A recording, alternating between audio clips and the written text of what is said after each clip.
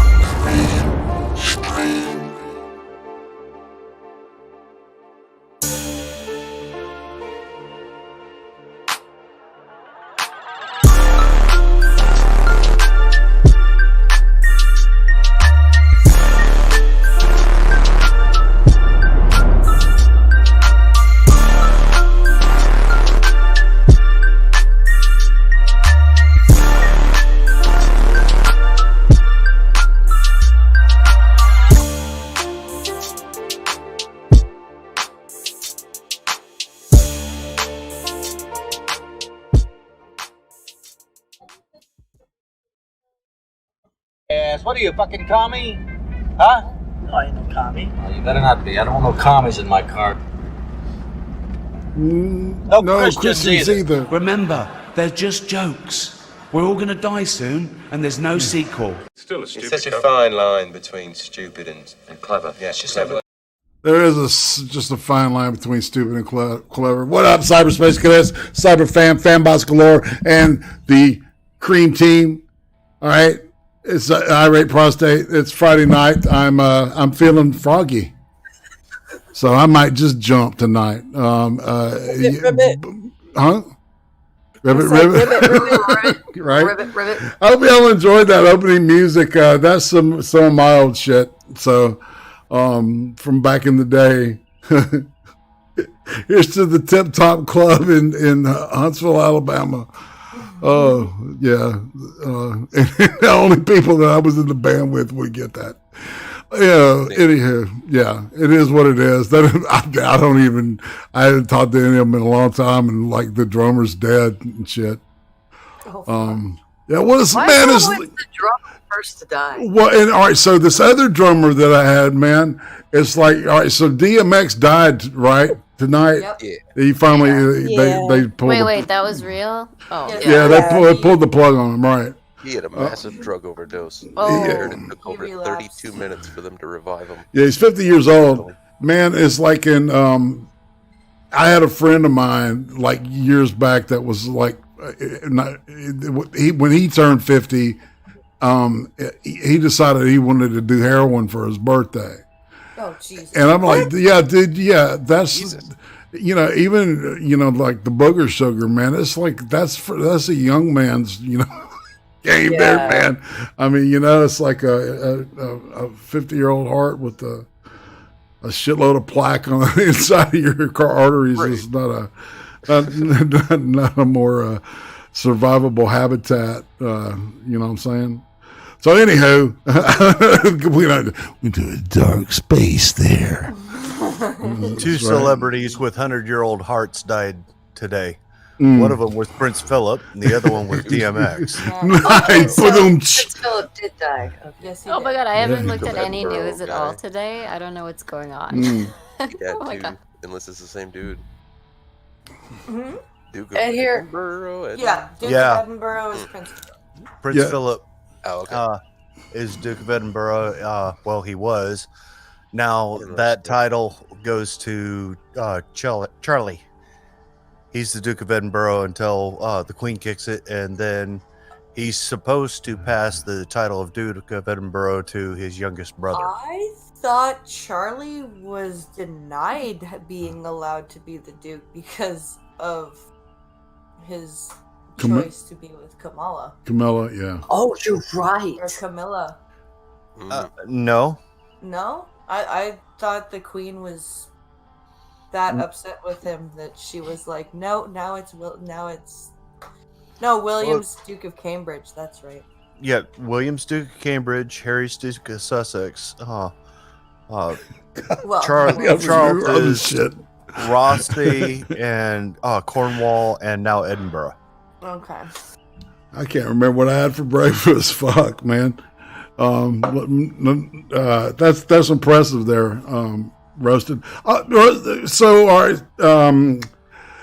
The President of the United States, President Joseph Biden, the other day, he made a decision and said something to the effect of that our Second Amendment rights are not non-negotiable or something. He said that they're not absolute. They're not absolute. Yeah. Right. He's wrong. Very wrong and very terrifying for the President of the United States to say that. And I was saying, I think it was last night, I was on Minions, that is it now that Joe Biden is in power that the Democrats just feel like they don't have to be careful anymore? So No, Joe's just that dumb. fuck they want. You think? Joe's just that dumb. Yeah, I think, yeah. He just does. I think he just doesn't care, and they're all drunk with power, and this man isn't thinking straight. Anyway. Dude, they are drunk with power. I smell that shit too. Like, yeah, dude. That's what I'm saying. Like, they're so drunk with the power of and the fact that Joe got in that they just don't feel that they have to watch, like, even as little as they were watching what they said before. They were at least attempting to attempt. Right. And Joe's dog can bite anybody. They just don't give a shit anymore because they don't have to. That's right. They won. They don't have to care. Which is just insane. Biting the shit out of all the black people at the White House. That's okay. Kamala was investigating the border immigration crisis from Chicago. Yeah, no shit. All right, and all right. So tonight's title, I changed it from the hunt for Ron DeSantis to where in the heck is Kamala San Diego, or where's Kamala San Diego? That's awesome. Okay, Yeah. that's nice. So she must have a super powerful. well, and in this news rip that we're gonna look at, you know, these I've got a couple of reels with news queued up, and we may just end with the human zoo. I don't know. But it seems that people tend to, I don't know, the numbers are like staying for the news stuff.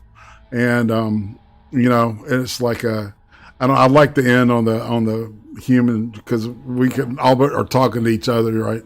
During the human zoo, and some more of an exchange. I know I can be like, the driver aide on the freight train, just, trying to keep it, shoveling shit. Because there's so much stuff I like to pack into a show, and I appreciate everybody working with that shit. But I've got places marked now. I've got a little map of the longest reel, and I've got places we can skip, if we need to and shit. Also, I don't know what else to say. We need to move in here first, though. Well, and it's got to happen, people. Just saying. I've added this greasy shill to the to the show. It's quite greasy. You gotta to make the demon tranny disappear. No, not again. Yes. Demon tranny hell. I don't have the stream on. I just have the chat. Oh yeah. Well, I love pop out chat. Money makes her go away. Just saying. So everybody, you know what? I haven't introduced tonight's table, and we've got a cool full one. All right. So A is for Atima. Hey everybody. What's up? You been all right? I'm alive. Okay, cool. All right, B is for Becca Fairley. Hey guys. You all right? I'm hanging in there. Cool. I'm here. And B is also for Blunt Press. Hey everybody. And C is for Shagon. Hey, everybody. R, Roasted Opinions. What's up, y'all? S, Stone Monkey. Hey. And T is for Trippypoop. Good P is for Trippypoop. Hi, everybody. I got that. That's right. Jello pudding pop. Monkey just sounded like the Doors from Hitchhiker's Guide to the Galaxy.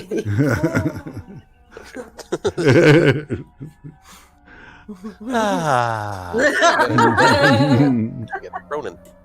Nice. We got Cronin. Sharon and Joy. Hello. That's right. Just say say hey to the crowd, to the chat. Wow, man! All right, we got a full house with the doors open. So I see people that are in here and there out there. Check your logic. Greetings, Trish. Oh, yeah. Hey, man, object of hate. Awesome spittle buggies. Greetings. It was good checking in with you on DMs earlier. Let's see. I said check your logic. Becca Fairley's in his house. All right, she's ready to get real because we're all right. So I've classified everybody a new classification in my Discord server, and if you're a swinging deck, you're a swinging deck. Nice. Just a swinging. Just a swinging deck. So, yeah, I added that roll. Let's see. Oh yeah, now I threw myself off. This was awesome. Just be careful. Don't bruise your thigh. Nostradamus. Double check that one. I'm like, oh, Yes. okay. I'm a swinging dick too. All right. Yeah. Yes. Oh, that's like, yeah. Let's see. See what? All right. I'm just trying to make. All right. So Johnny Bonsaco, what's up? Mason Molpus, hey man. Nostradamus, of course. I love the name. I always have. Madness, you're groovy. No. Stone Monkey is doing his thing. I didn't know you were black, dude. It was Super black. when you came in with your stories about your band. I had muted because I was laughing so hard I was almost crying. Yeah. At the series of hand things that Monkey put up because he got all excited. They have ginger skin tone, and it was Ginger I have skin hands. tone. I have hands. I have hands. Bear to Bear, Aircraft Sparky, what up? Object of Hate, I said hey to you, didn't I, man? But hey again. Ann Frankenberry, greetings. Johnny Bonsaco again, because I like to say Johnny Bon. Sucko. That's right. When I say Johnny Bon, you say Sacco. Johnny Bon. Sucko. Johnny Bon. Sacco. All right. Man, we got to make it, man. I'll tell you, just like when God gives you a gift, man, you take it and use the motherfucker. All right, so Tater Raider, what's happening? And Joshua Beard, I see you out there. All right, I know you're out there. I feel you out there. Toya ain't nice. Toya is nice, but she won't admit it. FTW Nil, what's happening, man? All right, so we got a full house. Jeez, I'm really impressed and just a wee bit nervous that all y'all heard that original music. It's good. Was it really? Yeah. Yeah. It's like Yeah, I think chat liked it too. well, it was really weird because it was like yesterday. I may have imbibed in a little tree, and yes. And I was looking through this catalog, right, and I saw this old set of songs that we had done. We had to buy the tape to do it on, right? It was like 20 minutes of 2-inch for a 24-track machine, and it was like $150, I want to say, for 20 minutes. Yeah. Yeah, and so, well, that's usually the deal is you got to get somebody to put the money up for all that stuff. But we just said, fuck it. We had, a shot at doing it in this studio, man. And the guy was great. The guy that we wanted to do to mix it, and he couldn't because of something. And we're like, this dude was like, I'm glad he did it. It was sounding good to me. And I'm like, I wonder if this sounds good to other people anyway. So, and that's where that comes from. I am pathetic. All right. Yeah. You're not pathetic. I'm just. No. You said something about consuming small trees. Yes. Why would eating broccoli have anything to do with anything? Broccoli is good. Hey, Carl, make that damn demon tranny go away. Well, sir, asking you shall receive. All right? Because all we got to do is blast the flames of love. And bam, we're in 2 minutes of hate. All right? Nice. So, all right, anybody got anything they want to hate on for 2 minutes? Yeah. Prince Philip wasn't even cold, and people were already acting like jackasses about it, pointing out that it was really terrible for Queen Elizabeth because she lost a husband and a cousin at the same time. I mean,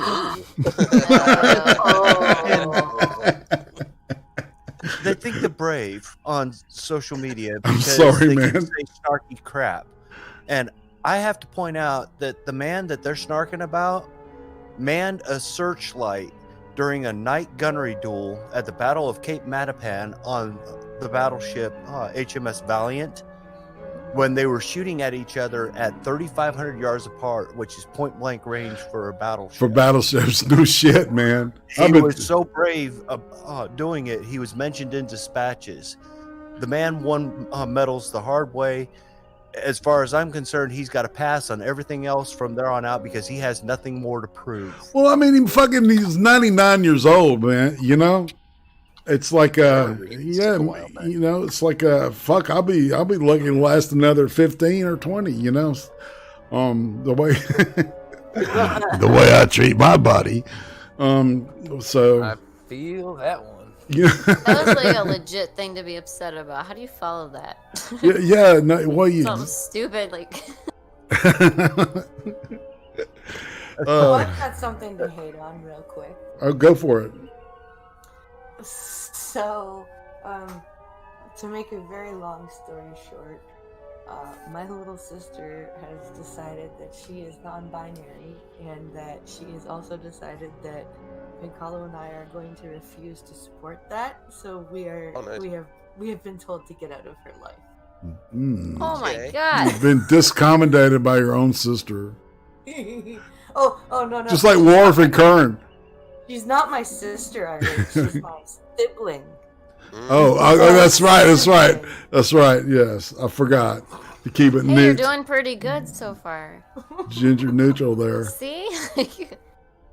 Jesus. I think I said ginger neutral. No, it's gender. You did. Gender neutral. Well, our mother is. I'm ginger neutral. Our mother Let's is put a that ginger. ninja. How does Monkey feel about this whole ginger neutral thing?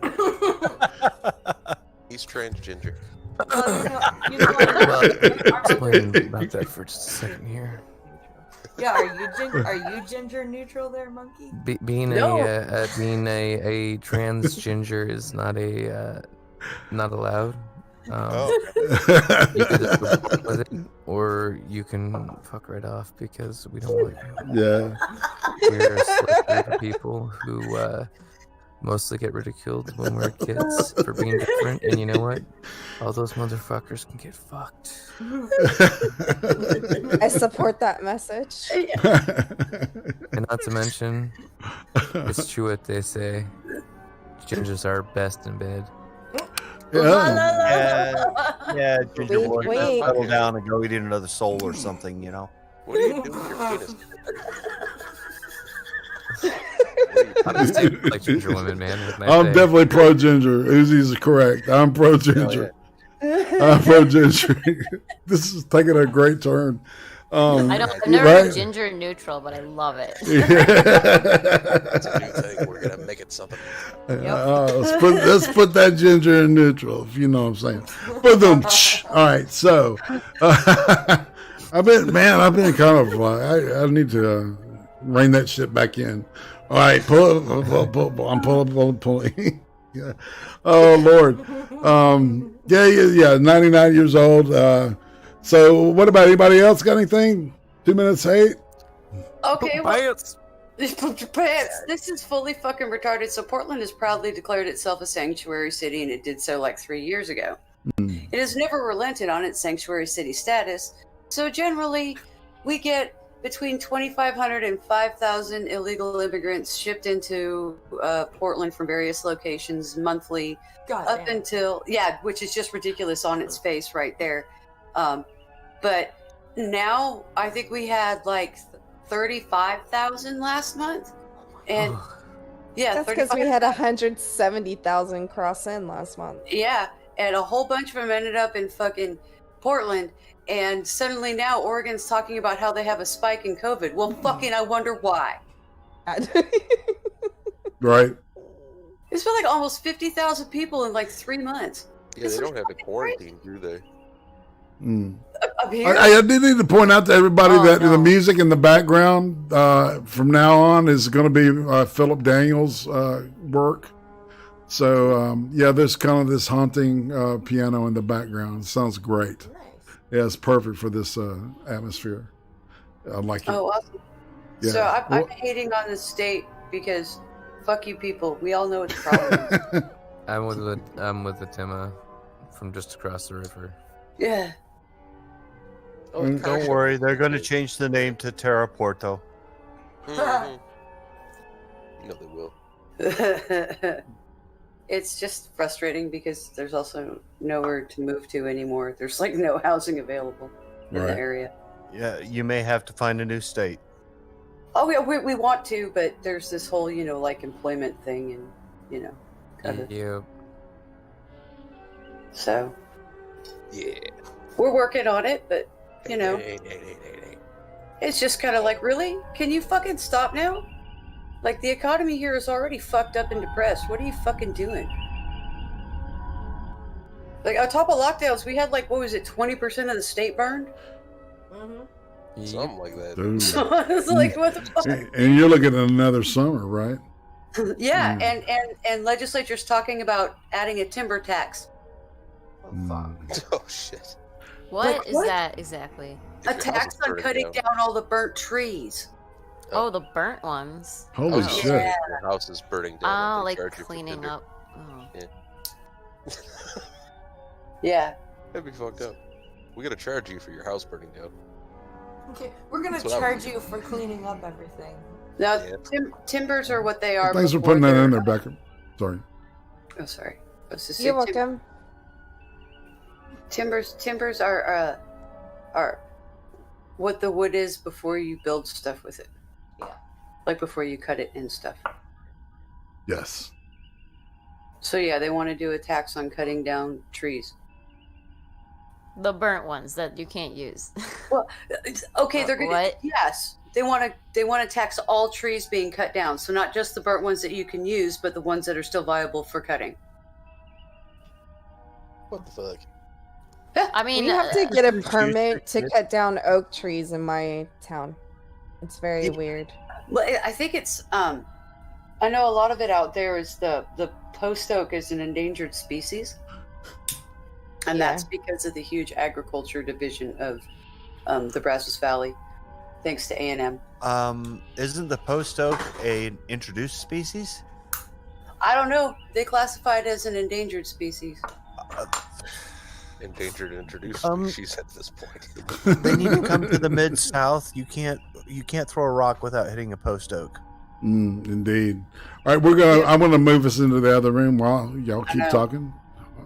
Okay. Yeah. Oh no, I know. It's just in Texas. There's big chunks of the state where not a lot of trees grow because it's really fucking hot. Yeah. Yeah, but they plant them there anyway. We Same try. with Arizona, Yeah. they just plant shit anywhere, and they're like, yeah, it'll Yeah. maybe take or die. So I got this plan, you guys. It's I'm gonna flat. block out the sun Okay, and Mr. then Burns. charge people extra for electricity. Mr. Burns. Turning it into Burns. Is that you, Mr. Gates? Hell, if Mr. Gates does that, he stole it from The Simpsons.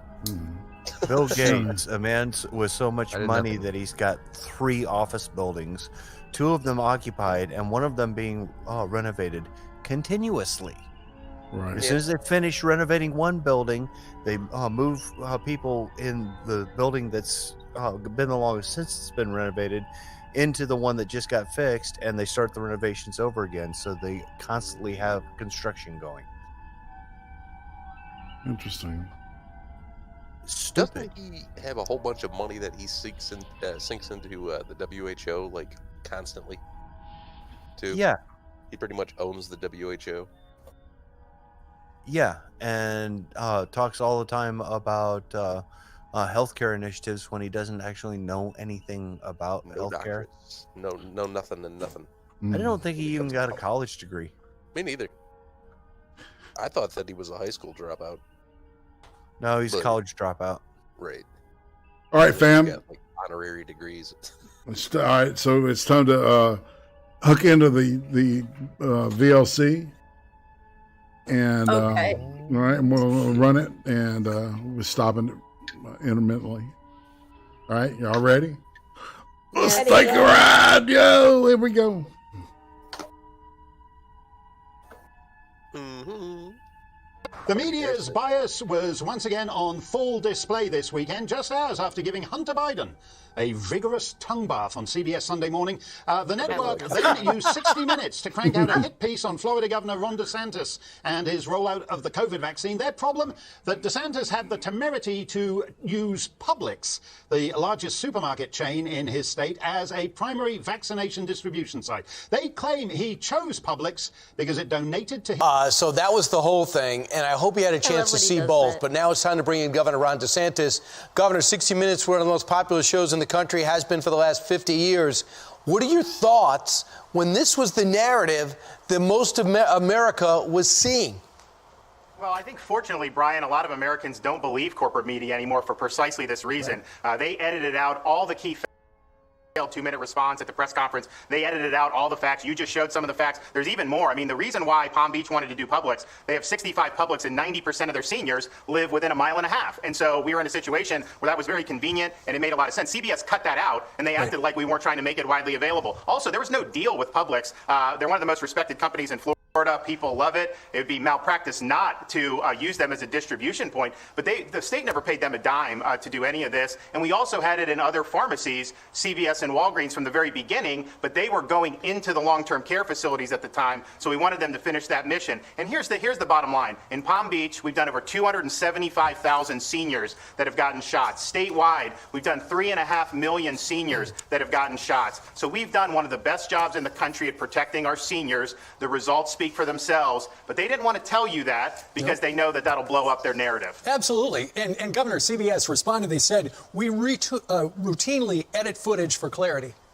And they edited your comments to be very clear that you did something sneaky or underhanded. But here's the thing. You've got Democrats in that region. You've got the head of the emergency management, Jared Moskowitz. He said, period, full stop. No one from the governor's office suggested Publix. It's just absolute malarkey. And then Dave Kerner, the mayor of Palm Beach County, said the reporting was not just based on bad information. It was intentionally false. They know that the governor came to Palm Beach County and met with me and the county administrator, and we asked to expand the state's partnership with Publix to Palm Beach County. So if CBS's story was intentionally false, what were they intending to present? So here's the thing with both of those guys, both Democrats, both I've worked with, great guys.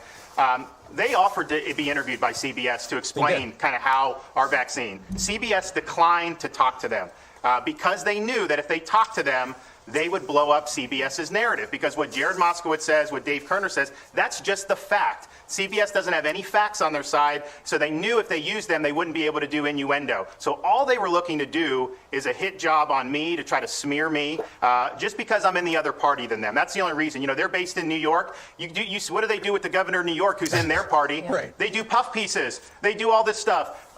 Would you rather get a vaccine as a senior in Florida or up in New York? Obviously. Spank. Just saying. That was a good point. We've done a much better job protecting seniors. A lot of people are leaving New York to come to try. What? That was one of those. He said the inside things outside.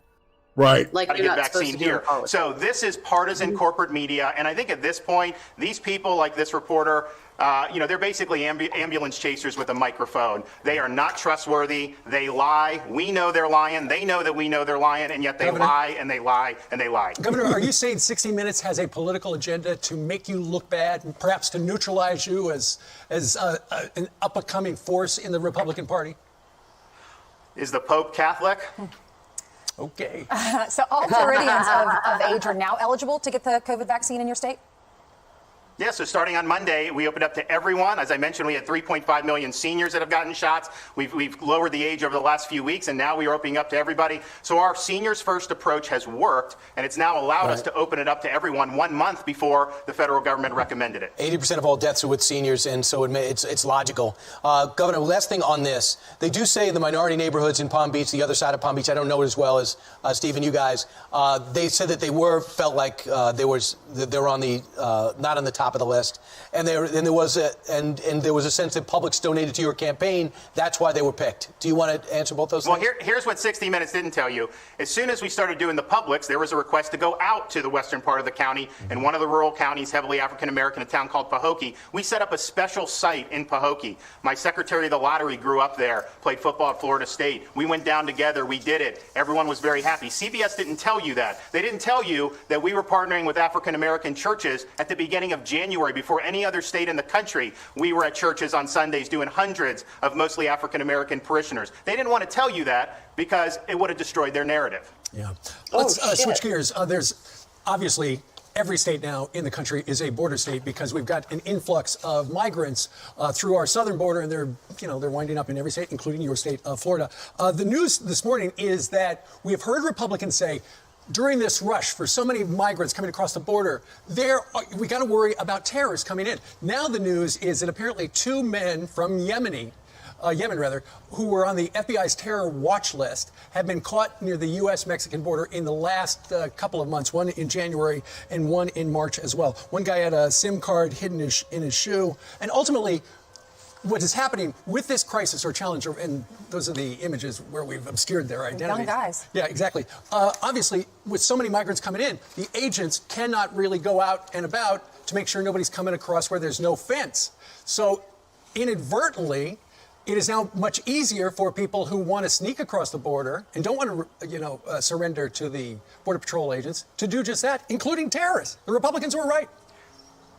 This is a Biden-caused disaster. And because he rejected the policies that President Trump had put in that were working, you now have this serious situation at the border. Absolutely, it makes our country more vulnerable to that type of infiltration. But it's more than just that. They've basically stopped enforcing immigration law. So in Florida, we had agreements with ICE that if someone was convicted criminal in our prison here up when they were done with their prison sentence, and then they return them to their home country. Now Biden will not take those convicted criminal aliens. And so they're releasing these people into communities all across the country. I actually did an event last week in Central Florida. I had Jameel Shaw, whose son was murdered by a released criminal alien. And I also had the Michaels family from Jacksonville who had the same fate for their son. So this has real consequences for public safety and national security. I'm just so amazed that governors never informed when kids were put into schools, and they're not informed when they're put into facilities. For example, I remember last time Homestead was a big landing place for these illegal immigrants. Is it again? So not to my knowledge, that you're right. They don't inform us. Some of those are federal facilities, so they're just doing that on our own. And so we're kept in the dark about a lot of what's happening. So it could be? They could be in there? They could be coming there? It could be. I mean, I have not gotten any information in that regard, but I don't imagine that we would get very much of a heads up in that situation. The Homestead facility was a private detention center, and that's where Kamala Harris was back in 2019. All right, Ainsley? Thank you. Let's talk to you about Atlanta. The MLB has moved the All-Star game from Atlanta. Now they're going to Colorado. They're going to be in Denver at the Coors Field Stadium. And when you look at the difference in the voting rights, it's actually easier to vote in Atlanta or in Georgia than it is in Colorado. Colorado, they only have 15 days of early voting. Georgia, they have 17. Both states, you have to have an ID to mail to vote by mail and to vote in person. So there's really, it's actually, the voters in Georgia have more benefits than the voters in Colorado. So why are they doing this? Well, I think it's a total disaster for Major League Baseball. I think they're alienating their fans. And here's the problem. You have the political left that will push narratives. You'll have corporate media will further the narratives regardless of facts. Now you have major businesses and sports leagues adopting those narratives and taking huge consequential action as a result. What Major League Baseball is doing will hurt people in Atlanta. And I'm pretty sure it will probably hurt a lot of African Americans. So why they're doing it, I have no idea. It's hypocritical. They say they don't like Atlanta or Georgia because they're passing voter integrity laws, yet they do business with China. They went down and hobnobbed with communist Cuba and Castro. They've had a relationship with Castro regime for years. Right, where they don't even have stinks elections. to high heaven. Right. And, of course not. And so all they're doing is getting pushed around by corporate media and the left, and they are alienating people. It was a huge mistake. Well, it's harder now to cheat in Georgia, ultimately, where they've expanded things. But Governor, you look at big corporations like Coke, and you look at Delta, American Airlines, Southwest, places like that. Big corporations have decided to wade in on public policy and take a side. Yesterday, Mitch McConnell said to the CEOs of America, stay out of politics. Don't pick sides. Ultimately, if you're a shareholder of a big corporation that takes a side, there's a real good possibility people will stop patronizing your facility or buying your stuff because they're steamed at you. And not only that, but they're doing it based out of ignorance. They're not actually citing facts. They're just simply accepting these narratives whole cloth. And so you really got to question their competence when they're making these decisions. But I can tell you this, in Florida, we're not governed by these Dude, big shots companies. fired. We're doing the work of the people. These big companies that think that they can butt in here, that will not be received favorably in the state of Florida. And I can tell you, it's not just me saying that. I think our legislature would be united in that. Corporations should work on employing people and doing business. They should stay out of the political fray, and we don't want to see that here in Florida. Governor, I'm sure you don't track New York. You got your own state to worry about, but they are now about to announce a raise in taxes, despite getting a huge payout from the Democratic president. They're going to raise taxes on millionaires or those who are earning the most, who are already paying 50, the top 2% paying 50% of all taxes here. They're going to be the number one, the highest personal income tax state in the nation. What is that going to do for Florida, in New York? What is that going to do for Florida's population? Well, I think it's going to probably help the real estate market, because I think that every time they do something like this, certain people say, okay, I've reached my limit, I'm out. And it's a really a vicious cycle. They raise the taxes, people leave, the economic base shrinks, and they have to do it all over again, rinse and repeat. So yeah, obviously you're going to have people moving. I actually talked with a company yesterday about moving operations down here, manufacturing from New York Was it to News Florida. Corporation? So I think we'll continue to... What's that? Was it News Corporation? Well, you guys know in the age of COVID, you did a lot of stuff remotely. You could easily make places in Florida your headquarters, or you could do a lot on your own. So, yeah, so we think that that'll end up happening. But look, at the end of the day, part of it is some of the states have done bad policies, but part of the reasons people like Florida is because we've done a lot of good policies. And so people understand that we're putting freedom first, kids are in school, our economy's doing well, and I think you're going to continue to see that in the future. Governor, during the pandemic, a number of Wall Street hedge funds and things like that relocated to Palm Beach County. And now we're wondering, as we come out of the pandemic, how many of those companies and those people who have big paychecks are going to stay there? Well, I think some will, and maybe not all. And that's obviously been an important thing. But I can tell you this, Steve, in terms of what we're seeing, aerospace, the space, private space industry is on fire in Florida. Yep. And we are doing really well with manufacturing, a lot of the key things. We're going to build off that. So I think we have a much more diversified economy in Florida than we did just 15 or 20 years ago. And that's exciting. That means more opportunity for people here in the state. All right, Governor Ron DeSantis, always great to hear from you. You were featured on Sunday, and you were able to get your word out on Monday and Tuesday. And thanks for coming here first. Thanks, Governor. 24, it's only 998 days away. Yes, I counted, and I have a calendar. Ron DeSantis is having a moment. The Florida Republican governor, thanks to his laissez-faire approach to the coronavirus pandemic in his state, has become something of a hero among Trump Republicans looking for the heir to the throne in the 2024 presidential race. And that was before 60 Minutes, CBS's legendary news magazine, handed DeSantis an absolute gift. Here you go, I got this for you. In the form of a report about the COVID-19 vaccination rollout in his state. As part of that report, correspondent Sharon Alfonsi noted that Publix, a grocery store that had partnered with the state to distribute vaccines, had also donated $100,000 to... Now remember, this guy's a journalist for CNN. He's making, he's making good statements, but note the production. It looks like a YouTuber, man. Where did this guy come from? DeSantis' 2022 re-election campaign. Now, it was a passing mention in the story without any other facts or context really to back it up. Cost-cutting measures, I rate. To administer vaccines, given that the company's PAC had made this donation. Better than what Trevor knows. Though, was pretty clear. Publix got this state contract because of the donation, pay to play, favoritism, all that good stuff. The problem is that in the wake of the 60 Minutes report, multiple Democratic elected officials came out to debunk the tie between the donation and Publix distributing the vaccine. Palm Beach County Mayor Dave Kerner, a Democrat, said that the news program had run intentionally false information because, Kerner insisted, the producers knew that the county, not the governor, had been the one to request the Publix partnership. For their part, a CBS spokesperson said that 60 Minutes had requested an interview with DeSantis, but that he had declined, and added, quote, "The idea we ignored their perspective is untrue. Our story Sunday night speaks for itself," end quote. But for DeSantis, this storyline is almost too good to be true. The mainstream media trying to suggest he was involved in a pay-for-play scheme involving the COVID-19 vaccine, with Democrats on the record saying not only that 60 Minutes got it wrong, but got it wrong on purpose. I mean, no. And so, like any ambitious national politician, DeSantis has quickly sought to move to take advantage of the situation. He appeared on Tucker Carlson's Fox News show the night after the 60 Minutes report, denouncing it as a smear with malicious intent. And obviously, they were in Florida for 3 months, 60 Minutes, trying to drudge up any dirt that they could use to smear me. And the best they could come up with is a baseless conspiracy theory that was easily debunked, not just by me, which they had to edit out, but by two very prominent Democrats in the state of Florida. Trump-like commentators rushed to DeSantis' defense, casting this episode as evidence of just how scared the media is of the Florida governor's 2024 prospects. Quote, "You cannot even imagine the ways the system is going to try to destroy Ron DeSantis in the next few years," tweeted Jesse Kelly, host of The First, a conservative TV network. "He scares them. This 60 Minutes thing was the soft warm-up to what's coming," end quote. DeSantis really couldn't have written this any better. He gets oodles more national attention and love from Trump conservatives, all the while being able to bash away at the media. Win and win. This latest kerfuffle, amazing word, came just months after DeSantis made a surprisingly strong showing in two 2024 straw polls that were conducted at the Conservative Political Action Conference, a gathering of Republicans in Orlando, Florida. So Donald Trump won the first straw poll with a majority of the votes. Makes sense. But DeSantis took 21% of it, the only candidate other than the former president to get double-digit support. Then DeSantis won the second straw poll outright, which didn't include Trump's name. Sidebar. Yes, CPAC was held in Orlando, Florida, meaning that it was something of a home game for DeSantis. But still, what the CPAC results suggested is that at the moment, DeSantis is the leading figure in the post-Trump Republican firmament. Bingo. That's that's why the fucking target's so big on this dude. And he go ahead. He seems a lot younger than the a lot of the other people that are Oh God, yeah, man. He's like what 40 years old. I mean, he's and honestly, yeah, he's got little kids. That's what the party needs. God, no shit. 42. President, damn it. He's 42 years old. A younger, Run all the way to 2020. Sweet spot, man. yeah. The Republican Party desperately needs a younger person to run for president. Oh yeah, They it's need the only way to do somebody- it. Yeah, they need somebody who can appeal to the younger constituency. Like Ron. Right. You're fucking spot on. Yeah, yeah. I Somebody think who's not 80. I think a DeSantis Gates ticket would be pretty popular in America. DeSantis and who? Gates, I don't know. It's Gates, Matt Gates. Yeah, Matt Gates isn't going to be running for anything, dude. You don't think so? I think it's they're all fixing to bullshit. make him step down from fucking Congress. What? Yeah. Yeah, Oh. they're fixing to expel him from Congress. I don't think he'll be running for president. What are they expelling him for? Child trafficking? What? Yeah.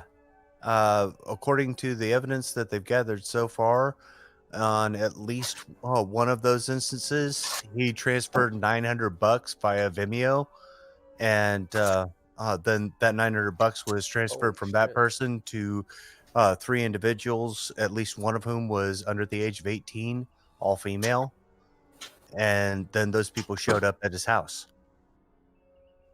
Oops. Okay, I didn't know any of that. That literally came out last Friday. I was watching Tucker Carlson, or it might have been Monday when it happened, and it was like Tucker was like, "That's the weirdest shit." I mean, because he like came back in, he had done a spot, and then came back in and said all this stuff, about being extorted, and his dad wearing a wire and shit, man. It was like, oh, okay, so. I don't know, man. We'll more will be revealed on that shit. So, but it looks like he's fucked, right? Auntie just said that she was 13 or 18, so maybe She was 18. 17. I don't know. You're saying it was a 17-year-old chick that he. That's what I've I heard thought, this. but If you follow the if you follow iRate's formula, you can't lose. All right. It sounds like the same thing. That You people take say half of about your this. age, all right, add half your age and add 7 to it, and that's as low as you can go. Right? So you think about it. It works. It works out really quite well. Unless you're 18. Well, then it's like there'd be a Romeo Juliet situation. Yeah, but not all states have the same Romeo and Juliet laws. Right. Half your age plus 7 equal. If you're 18, then half your age plus 7 is I can do 16. math. 16. So And yeah. that's running the ragged edge even on states that have a good, strong Romeo and Juliet law, where you met as teenagers, both underage, and one of you has reached age. Jesus Christ, up here in my province, legal age is 16. In Cali, you just have to be within 4 years of each other. Man, it's 13, man. So, yeah, exactly. And I think they just lax that for gay things. All right, let's go ahead and pop on the next reel. This is called the news churn, so we'll try to churn through this shit and pick up on stuff. There's some, and I will stop at some point and talk about one thing. I want to feature one thing tonight because it's I think it's going to be useful to us because I've always think I've been thinking for years that we need a replacement. We need a Jon Stewart that has, and Dennis Miller fucking really was the guy that should have done that shit. Jon Stewart, But- that's not currently insane. No, the Jon Stewart for people that are on the other side of the coin. Yeah. Or at least moderates. Republican Jon Stewart or a conservative one. Yeah, because he was very effective as a mouthpiece for the Obama administration. Jon Stewart was fantastic. Yeah, and he knew how to be funny, and he knew how to call out bullshit. yeah, Trevor Noah doesn't know how to do either of those things. Dude, Trevor Noah doesn't even know how to set up a webcam. Well, if media wasn't so stupid and didn't have their heads so far up their asses, they would be. Trump should have used Crowder. He shouldn't have just had his son going on Crowder's show. Yeah. Trump should have gone on Crowder's show. Right, I agree. I'm sorry. I agree. Because Crowder is as effective as Jon Stewart. His jokes are so crass and ridiculous. Well, he's and Dave Lando is holy fuck funny. Yeah, that dude is funny as shit. It's like I saw a thing of him where he's got his fucking mohawk cut out. And oh my God, it looks horrible. And he's doing a stand-up routine. It was funny as shit. All right, so let's go ahead and we'll run this. And it's going to start with the lovely Nancy Pelosi, Speaker of the House. Oh, no. Yes. It just made me choke. We're on a good path at the border under leadership of President Biden. We were in a very bad situation under the Trump administration. Well, the kids aren't on a good path. Nancy Pelosi giving a rosy assessment of the border, but the facts tell a different story. A record number of unaccompanied migrant children crossed the border in March, plus overall encounters are up 71%. And Texas Governor Greg Abbott is calling on the Biden administration to close a migrant facility over allegations of child abuse. This facility is a health and safety nightmare. The Biden administration is now presiding over the abuse of children. To end this abuse, the Biden administration must immediately shut down this facility. So Dana, that's a really grim report, and I'm wondering how will the Democrats come up with a new way to describe it, the way they always tend to be able to describe brutal things with interesting language. What could they call sexual assaults? Well, looking at that chart, I was reminded of the hockey stick. Do you remember that? The whole like climate change thing? Like that's an actual hockey stick for you right there. The only good path that is being beaten right now is the one that the cartels have made over the border. And it reminds me of when the press secretary, Jen Psaki, was asked, is this a crisis? And she said no, and then she talked about the challenge. Well, again, I think at that time you could have said there's been a crisis there for many decades, we're working on it, etc. Now we're 6 weeks later, and we've seen all of these stories, and I think the speaker looks extremely out of touch. I don't think that there's a good path, and one of the reasons is it's not just that they have a serious problem on their hands in terms of the numbers that are coming over. They're not doing anything to change the trajectory. Yeah. Like literally nothing. They're not. I know that Secretary Mayorkas went down and visited today. Perhaps then we'll see some sort of policy change out of that. But that's what I think is really strange. Like, how can you call it a good path when there's no change? But that's okay. Just follow up with that. Why do you think? Because I think I mentioned this yesterday. You feel like there has to be a strategy behind their inaction, right? No. Are you asking me? Yes. Oh, well, I don't know. You have to think that there has to be something. I mean, these are not people that are ignorant, right? I'm assuming that everybody realizes that this is going on. I know that they'd like to change the subject and talk about the other things like infrastructure and COVID and gun control or whatever else, of energy, changing the definition of infrastructure. Is there a strategy here? I mean, I don't think you should confuse this with anything but incompetence. Yeah, I keep thinking, I don't know, Will, I always feel like there's a strategy behind everything they do. Or this could be like a new disorder. They just went from Trump derangement to border chaos denialism. You know, I've become fascinated with this question of what was the intended outcome of the border crisis. Because one thing I think we can say with some certainty is it was entirely predictable. I was just at the border, and a chief border patrol officer down there told me, you put policies like this in place, you knew what would happen. It was entirely predictable. So then that brings you, well, if it's entirely predictable, was it intended? Now, listening to Nancy Pelosi right there, you almost have to come away with that conclusion, and here's why. She said, we were on a very bad path with Trump. Well, what was that bad path? There was a border wall being built, detentions were down because crossings were down. Now she said we're coming along. Well, what's coming along? As Dana pointed out, a hockey stick graph of encounters at the border and 19,000 migrant kids, and not detention centers, but reception facilities. So if we're on a good path now, and we're on a bad path... He hit the nail on the head, didn't he? Reception facilities? Yeah. Wow. Yeah. The names change, but there's still cages, right? Before, are we getting the intended outcome? And maybe it's not, super Machiavellian like we're trying to cultivate Democratic voters. Maybe it's just we want to be really empathetic and we're trying to be humanitarian, but oops, our intentions led to, like all intentions, a road paved to hell. I don't know what the intentions were, but we have to start asking, was this part of the intentions? Yeah, it's weird. In one, I mean, just saw a number, we're spending $60 million per week to house these minors, and I keep thinking about it as I walk around New York. Imagine how that money could help the people here that are dealing with mental health issues and drug abuse, and our country is not in a great state, and now we're handicapping ourselves with something like this. But Greg, you were saying that it was inaction. Obviously, even just saying we're spending money there would suggest that we are taking action. And the so-called hockey stick, those 70,000 encounters, boy, it sounds to me like we've got very active border enforcement taking place, people being arrested and people being expelled. I mean, that's an answer to anybody who's, buying and biting down on the lie that we don't have a border and that somehow Democrats want open borders. It's because they're showing up, Juan. That's why there are more encounters. No, it's that we are more active and there are more people showing up, but the real increase is in terms of those kids. And again, contrary to what you're saying about no action, there's a lot of good news. There was good news today indicating there's faster processing of those kids. They're spending less time now either in the reception facilities or in the housing while they're being processed, and get them out of here. We can make decisions, get them reunited with their families or relatives. That's what we can do. Homeland Security Mayorkas is down. It went down to the border today. Susan Rice has been down there. Vice President Harris has been talking with these Latin countries, reversing Trump policy about offering support so that people don't leave because of desperation, don't leave or send their children from those Latin countries. These are all active good policies about people trying to solve problems, not just mock each other. I think that's beautiful. Solving the problems you create. So the good news is, Kennedy, that the administration is acting faster on cleaning up the mess that they created. There's your good news, and don't worry about the sex assaults. That happened. Part of the messaging is, if you send your kids, we won't send them back. Yeah. If you're a dreamer, we'll give you citizenship. That guarantees that you're going to have more and more kids crushing the border. Don't forget, in this facility at the Freeman Center in San Antonio, the reason Greg Abbott was so upset is because there are kids who are being underfed. It is understaffed. You have kids who are being kept who are COVID positive with healthy kids, and you have allegations of sexual abuse. So that is not a good path. And anyone who says that that is a good path, and we don't know about the number of people who are getting over the border. We only know about the apprehensions. We don't know about the kids who are possibly being abused in other detention facilities. They're not reception centers when your life is being ruined. I'm sorry. All right, up next. Putting the vice president in charge of solving this problem, I don't know, it's like making El Chapo the drug czar. I mean, she... Yeah. So yeah, Kamala Harris, has been tapped with handling the border, and she has yet to do anything from the border. She hasn't even been there. All right. Yep.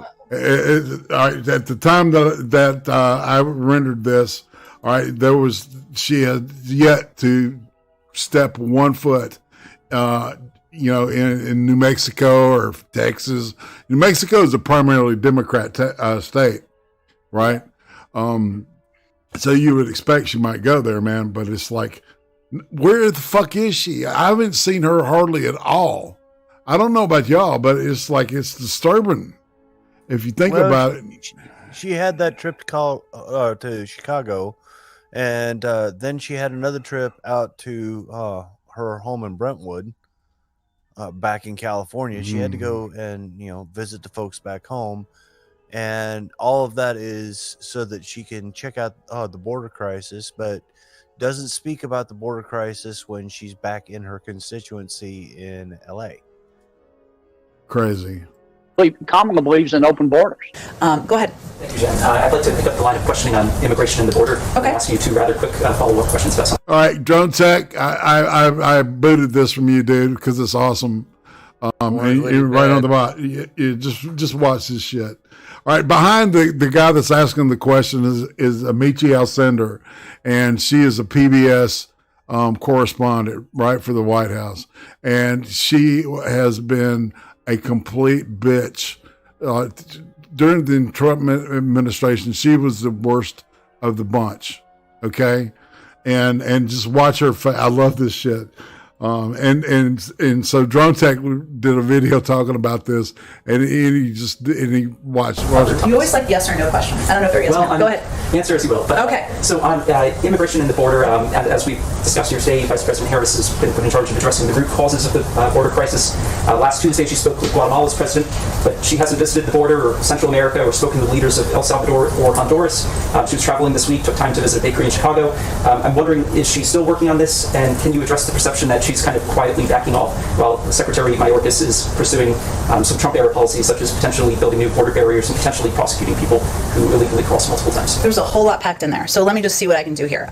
First, I would say the Vice President was visiting Chicago actually to talk about COVID and the importance of communities getting the vaccine when it's available and accessible to them. And so while she was there, like many Americans, she got a snack. I think she's allowed to do that. But she was there to talk about COVID and play a role, as she's playing a significant role on our efforts to address vaccine hesitancy, communicate with the public about how we can do this. And well, it would have been snacking a nap if it was Joey Boy. So just had to get that joke in there.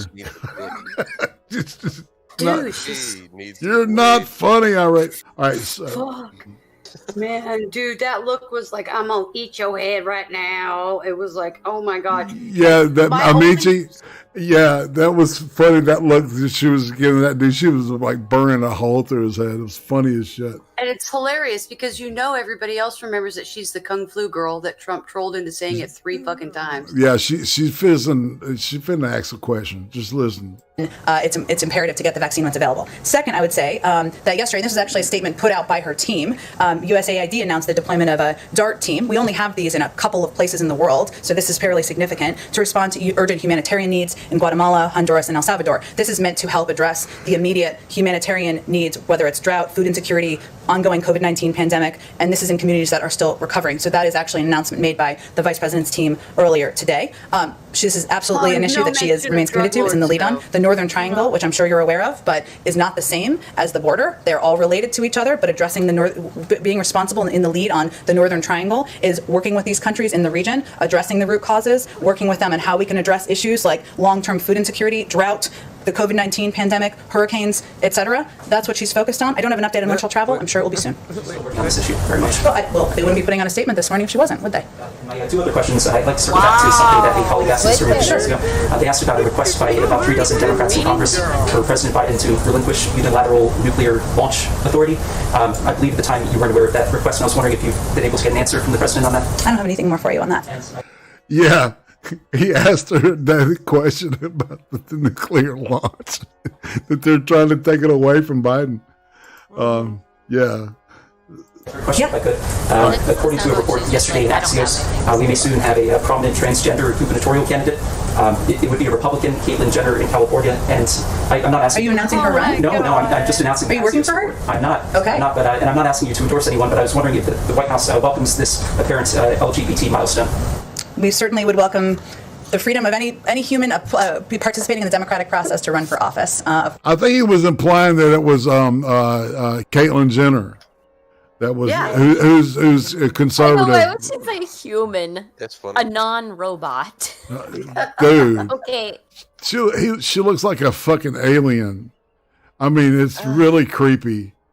You know, like one that drinks blood to stay alive. Of course, and including, of course, transgender members of our society.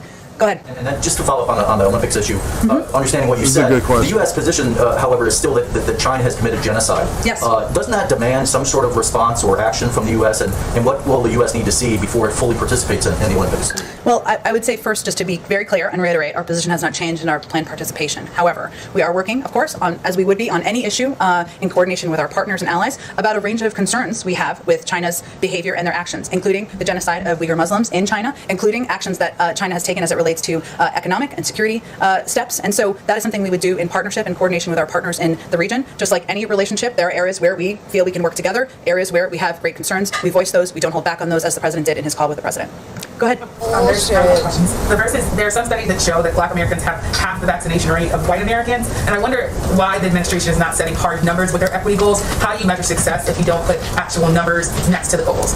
I would have to check those numbers. I'm not challenging them. I just would have to talk to our COVID team about those. As you know, equity is central to what we do, COVID and addressing the pandemic, and ensuring we are taking steps to address getting the vaccine out to communities around the country is central to our focus. We are constantly monitoring where the vaccine doses are going and that they're equitably distributed. That's something every vaccine is marked in boxes. Besides the Pfizer, very cool, actually. We monitor that closely. We monitor the uptick in outbreak and COVID rates in communities and see how it's impacting different communities. We work directly with governors to help address where there are upticks in communities and where we see there are communities that are not getting ready access to the vaccine. And we've actually adjusted in some cases our approach and our strategy. That's why we increased our investment in health centers massively over the last couple weeks. Why we increased our investment in mobile clinics, because one of the issues we're seeing is access, right? Access and the ability to, many people can't take day off of work, especially if they're working jobs where it doesn't allow for that. We want to bring the vaccine to people as frequently as we can. So what I would tell you is that we're constantly adapting and adjusting our strategy to areas where we see that we're not effectively addressing distributing the vaccine equitably. That is central to our focus and will continue to be. No. Was why not set hard numbers? There's 100 million for the first 100 days, but 200 million. Why not? Fucking stupid. Do you know why there's the disparity between minorities and especially the Black community and the white community in terms of the vaccine? Because the Black community is more mistrusting of the government in terms of medical. I was going to say, it's not access, right? It's hesitancy. Yeah. It's a blatant mistrust.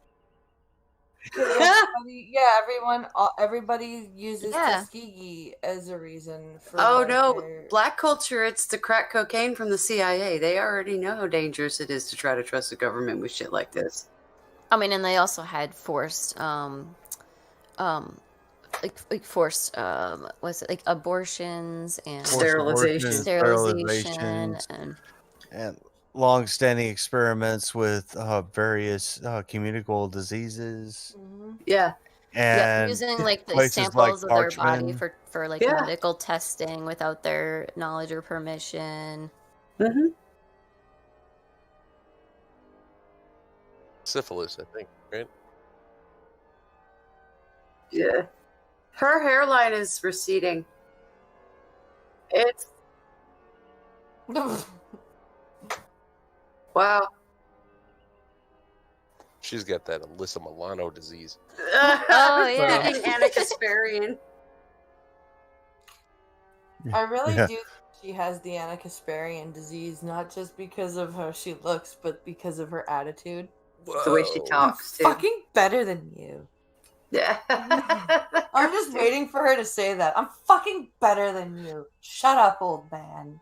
You know, just I can see you're doing it. She almost did. yeah. Especially with that first question.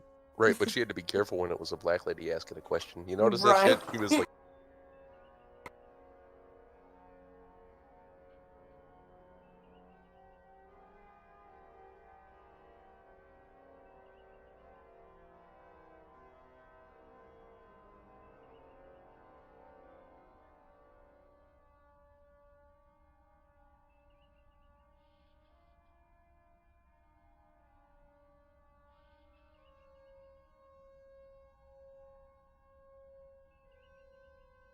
Answers it differently. She does. But I never She's- paid attention to that, but She's very condescending to any conservative or man that asks her a question. She tiptoes when they're a POC or 'Cause a she's woman. racist. Because they're the wokest. But she's a snotty bitch.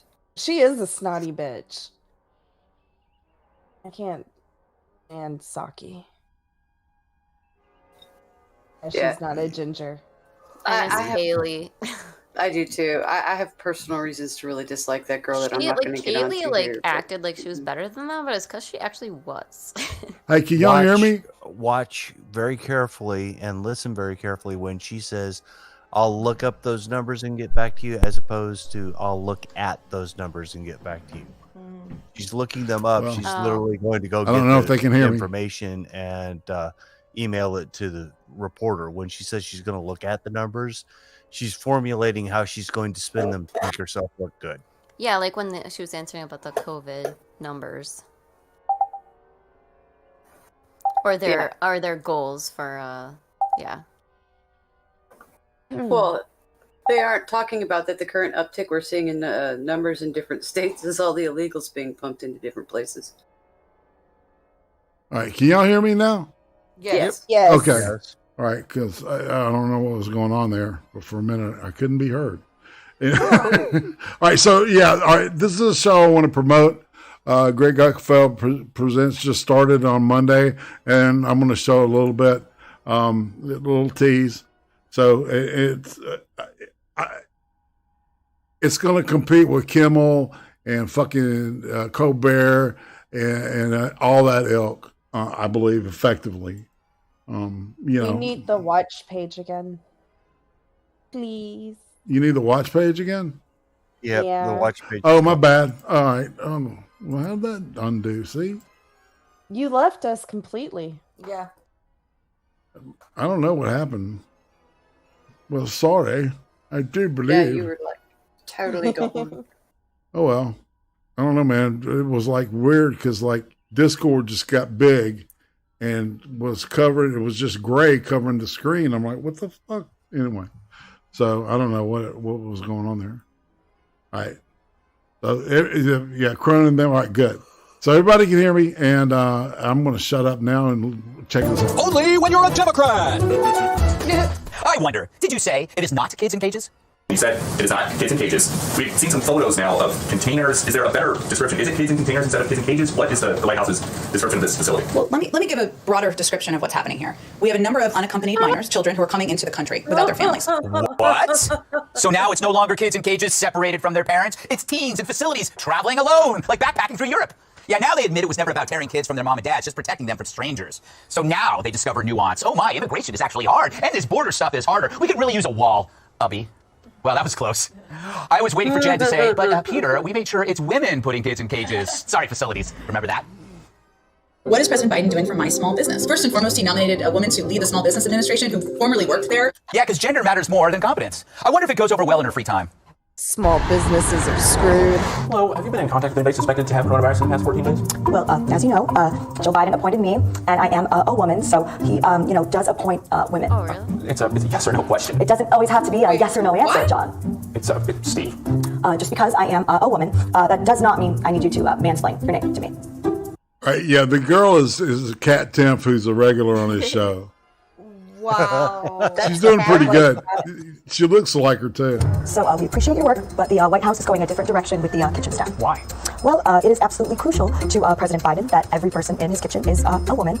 He wants all of his sandwiches to be made by women. Maybe your wife could apply. She's a lawyer. That's okay. If she is a woman, then she belongs in the kitchen. Isn't that sexist? Wow, have you been reading the story about the woman who killed her husband in his sleep? It's crazy. Well, to me, what is crazy is that it's 2021, but you don't seem to understand that a woman can do anything a man can do. It says here that his skull was shattered. Well, you know what else was shattered? The glass ceiling, right? Murder is not just for men anymore, and that's something that President Biden takes very seriously. Of course, everything bad under Trump became everything awesome under Biden because new Democratic management means new names and new perspectives. Unemployment isn't so bad, it's family time. Rising crime, it's part of the equitable redistribution. Children in cages, really, it's just a camp out for needy kids. And look at the vaccines. Under Trump, who was telling you not to take them? Let's just say there's a vaccine that is approved and even distributed before the election. Would you get it?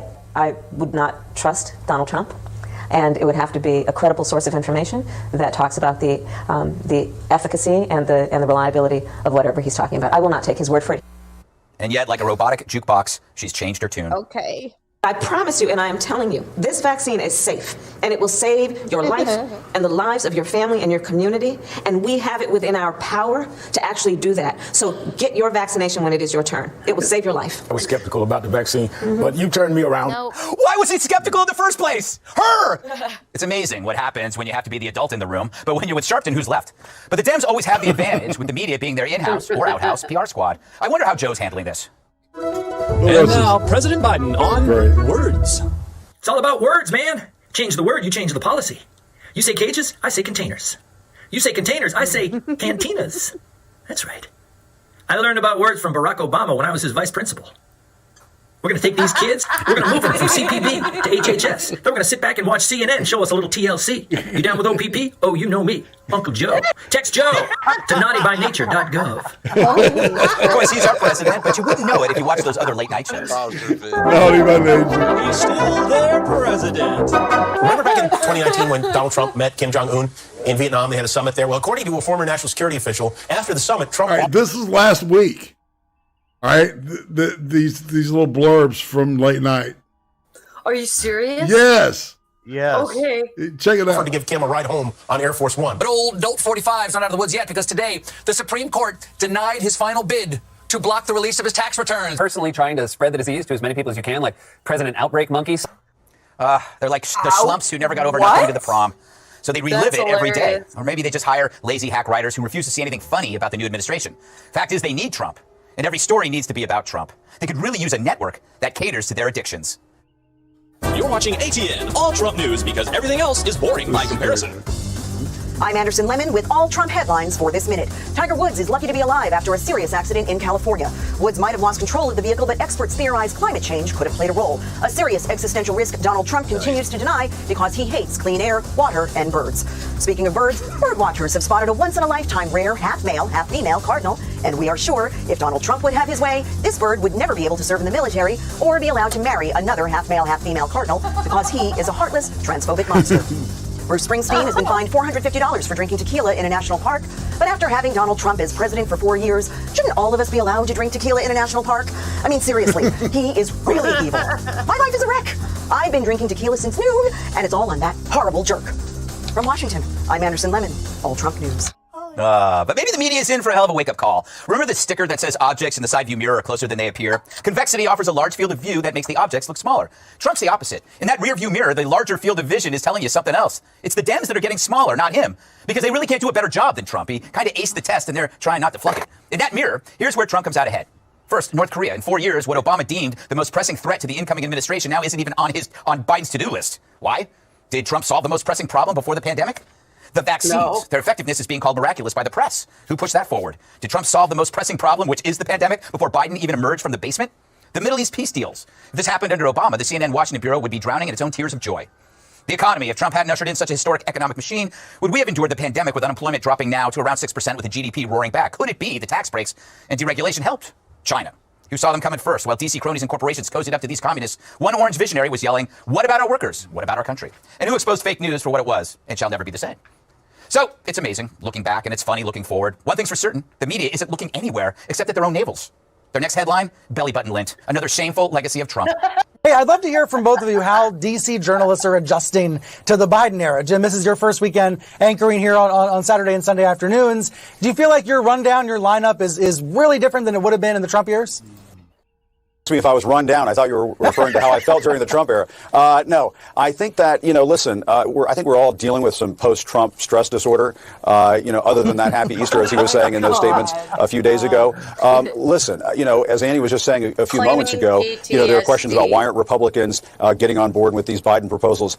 There were Republicans who were getting on board with overturning the election just a couple of months ago. And so we shouldn't have high expectations for that. But in terms of stacking shows and what comes first and what comes second, Brian, you and I both know this all too well. We did cover the news before Donald Trump came along, and we did it pretty well. And, there's going to be plenty of stuff in the news out there, and it doesn't have to have Donald Trump in the headlines. Yeah, you just sucked off Obama for 8 years.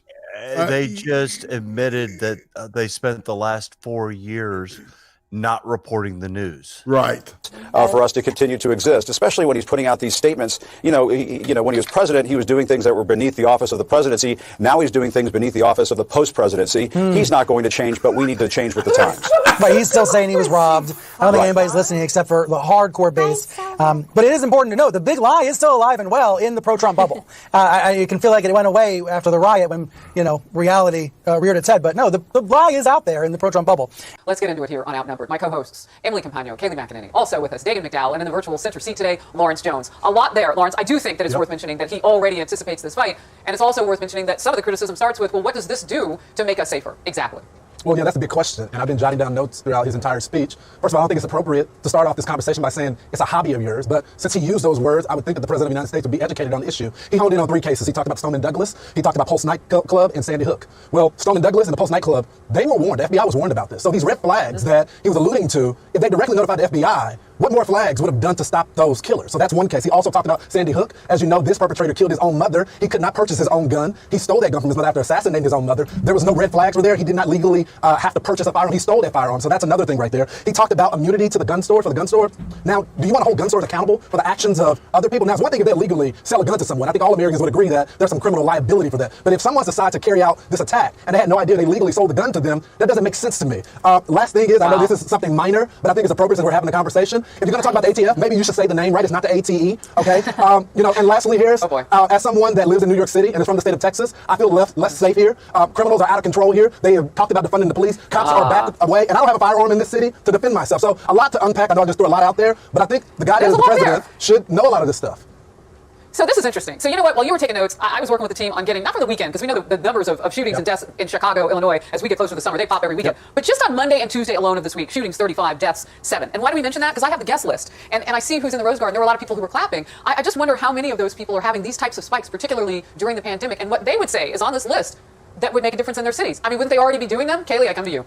Yeah, you're exactly right, Harris. And I think you just hit on, to me, what was the most important takeaway. There were a number of red herrings there. Him pointing to things, saying they'd fix the problem when they wouldn't. They're meant to distract. But for you to mention crime on the street, I think this is so important because we in the Trump White House would constantly bring up, in Democrat-controlled streets, we are seeing crime go up, and it is a travesty for these urban communities. It was nice to finally hear a Democrat admit to that today, that in fact in these urban communities they're seeing this increase. But guess what? None of this gun legislation would fix any of that because Department of Justice data tells us 90% of crimes committed with guns by inmates are committed with guns that are already illegal. So none of this would do anything. Be it the Charleston loophole he mentions, that's imaginary. That doesn't exist. The FBI had a data entry problem. There was no loophole. The gun show loophole he mentions, if you are an FFL, someone who sells a firearm, you still have to go through a background check no matter where you sell it. So these are all red herrings, and it ignores the people like Legend Talaferro, the little boy who lost his life laying in his bed because of crime in the streets, because it avoids the real problem, which the Trump administration just quickly, with Operation Legend, partnered with local communities, locked some of these people up. That changes things, not to fund the police and imaginary gun changes.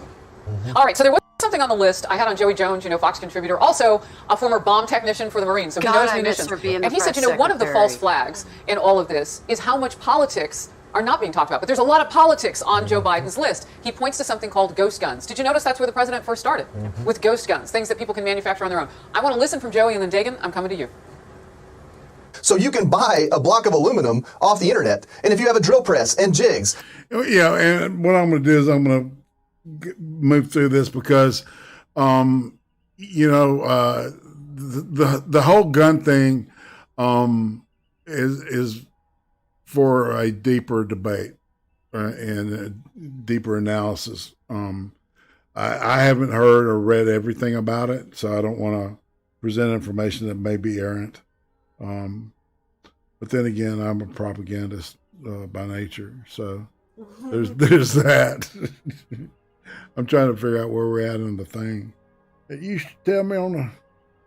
I was going to say real quick, I think I hear kids moving around upstairs. Uh-oh. Have to duck out and go put kids back to sleep. Okay, fam. Well, it was great. I'll see you tomorrow. Oh, for sure. So tomorrow we're doing Star Trek, and we're going to talk about episodes that broke continuity / just pissed us off and shouldn't have ever existed. So yeah, we're gonna do that tomorrow. That's what we're gonna talk about. Killer. So thanks for having me. I'm gonna try to come back more often. Okay. It was nice meeting you. Yeah. Good night, BP. Thanks for coming. All right, later, fam. All right. Later. All right, so we're going to move to Serbia, where this is how they're reacting. It's actually it's the mask wars, right? But you know how I'm Serbs. so sorry. I said goodbye to Blind Press and I was muted. I'm a dummy. I'm sorry. Bye, BP. Boomer dat. Hey, I can't say shit about it, right? All right, so let's go. This is Serbia. Where the fuck did it go? Well, all right. Speaking of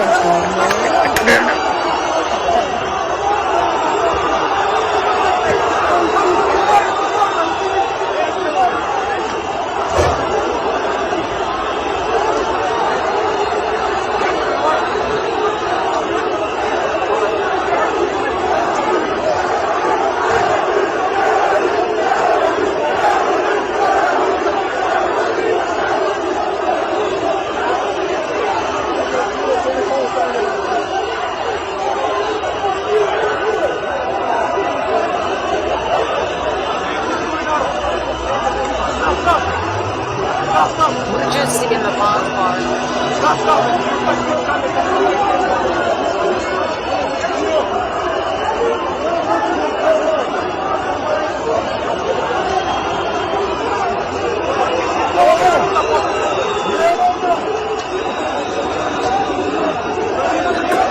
So Serbians aren't taking to masks.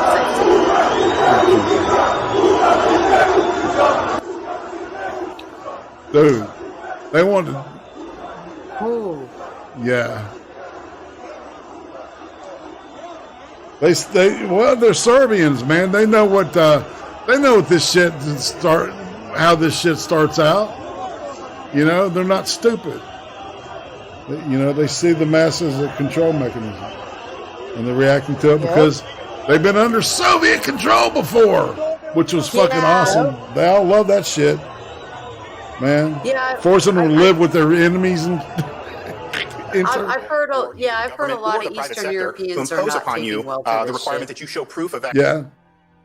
Say that again so people can hear you. I didn't mute fast enough. I totally forgot what I said. I was saying I'm hearing a lot of Eastern Europeans on YouTube and BitChute not taking it very, very well to have these mandates and lockdowns, and they're kind of freaking out. Yeah, no doubt, man. vaccine to just simply be able to participate in normal society. That's the governor of Florida, Ron DeSantis, slamming the idea of a vaccine passport that could allow businesses and event venues to verify that you have been given the vaccine. The concept raising a red flag about government overreach. We'll talk about that with the former New Jersey Governor, Chris Christie. And Governor, welcome to our program. It's been some time. Good morning to you, and thanks for being here. I'll just set up the argument this way. Washington Post, vaccine passports are already turning into a culture war. Vaccine passports are the new mask, depending on where you are, what you read, and how you vote. They are either the badge of the oppressor or the brand borne by the righteous. They will either solve everything or nothing. How do you see it, Governor? Look, I think that this is much too important a public health issue for us to be playing games with something like a vaccine passport. What we should be working on is giving people the information they need to be able to feel comfortable being vaccinated. And there's lots of people who have lots of questions out there, and those questions are valid ones, and we should be working hard to make sure we answer those questions. Any of us who have had COVID, who have been vaccinated, the medical community, and this discussion of vaccine passports and all the rest of that just sounds to me like another idea of big government run amok. What we need to be working on is making sure that people stay healthy so that we can get lives completely back to normal here in this country. What do you think the government needs to do to try to get more people to want to get the vaccine? We just found out this morning that Pfizer's vaccine apparently is 100% effective for 12 to 15-year-olds. Well, Dana, listen, it's about giving people the facts. First off, about how random this disease is. As you know, I got it last October in what was supposed to be the safest place in America, the White House, where I was getting tested every day when I entered the gates and tested negative. And then 3 days after I left the White House, wound up, along with President Trump and Hope Hicks and Kellyanne Conway, all of us who had been being tested, wound up having COVID. So the first thing is people need to understand there's no place that's safe from COVID. Second is to make sure they understand how random it is once you get it. No matter what you've read about it, people still don't understand enough about this disease to predict it with certainty. And unfortunately for me, I had a 62-year-old cousin and her husband, both in good health. One of them a longshoreman, active longshoreman on the New Jersey docks, working at a physical job every day. They both got COVID, and 4 weeks ago, they both passed away. I'm sorry so when you get it, yeah, thank you. When you get it, you don't know what it's going to do to you. And so what the vaccine is, which, by the way, had 4 times the number of people who are normally going through a clinical trial to make sure that it was safe. When people hear that, it moves them, and they know now that no one has died from the vaccine. There have been no serious side effects for anyone in the vaccine. And it's like putting your seatbelt on, Dana, when you get in the car. It doesn't guarantee you that you won't get sick, but it makes it much, much less likely that you get very sick or die from this in the same way that putting on a seatbelt makes it much less likely. It's a fascinating answer, Governor. Thank you for offering that. Quick clip. You're involved in a PSA to encourage the vaccine with good reason based on that last answer. Just give that a quick look here. COVID-19 has changed how we express our faith and gather to worship. We all want to get back to. It hasn't changed it. It's eliminated it. Sir, just before you go, how do you think this administration, how do you think this president's doing? Look, I think he's doing what every Democratic administration in the last 30 years has done, which is when they get a small bit of power, the very narrow margins they have in the House and the Senate, they overreach and they do things that are well beyond what the American people are going to want them to do. The $1.9 trillion spending program, now this move to raise taxes and have the biggest tax increase in American history. These types of overreaches are well beyond what President Biden said he was going to do in the campaign. And in fact, I'm still searching for the bipartisanship and the togetherness that the president said he was going to bring. And so right now, I'm very skeptical about what's happening in this administration and disappointed, as I think many Americans are, that he's not trying to bring the country together and form consensus. Instead, he's going to the far left. And a lot of these things you've seen him do is way in the far left. Governor, thank you for your time. Hope you come back soon. I hope to see you soon. Thank you. Great to see you both. Latest fall from that new Georgia voting law, Major League Baseball moving the All-Star game. One of the things we're going to talk about on our roundtable. We're joined by Chris Christie, Rahm Emanuel, the CEO of Democracy for America, Beth Simpson. That was such a creepy And we want to welcome fucker. Sarah Isgur, our newest ABC News analyst. She's a veteran of the Trump Justice Department, also political analyst for The Dispatch. Chris, let me begin with you. You have a baseball affiliation now, one of the newest members of the Mets board. Was this the right move for the MLB? Listen, it's just a symptom, George. It's a symptom of what's going on in our country right now. I mean, let's talk about what the Georgia law is really about, because we haven't had much of that. Drop boxes now become a permanent part of the Georgia landscape. They were not prior to COVID. They are now. Minimum of 17 days of early voting, including 2 Saturdays and 2 optional Sundays. You're going to have all voters being able to have multiple ways to prove who they are. Driver's license, last 4 numbers of your social security number, even a utility bill, or a free ID provided by the state of Georgia. And voting is going to be from 7 a.m. to 7 p.m., as it is right now in Georgia. This is what we call. So what is it a symptom of? It sounds like you're against the move. It's a symptom of this, George. And I hate to come in here this morning to say this, because I sat here and listened to the president's inaugural address. And I just want a couple of real quick points from it. Politics need not be a raging fire that destroys everything in its path. Every disagreement doesn't have to be a cause for total war. And we must reject a culture in which facts themselves are manipulated or made up. And Joe Biden's broken his own rule, 84 days.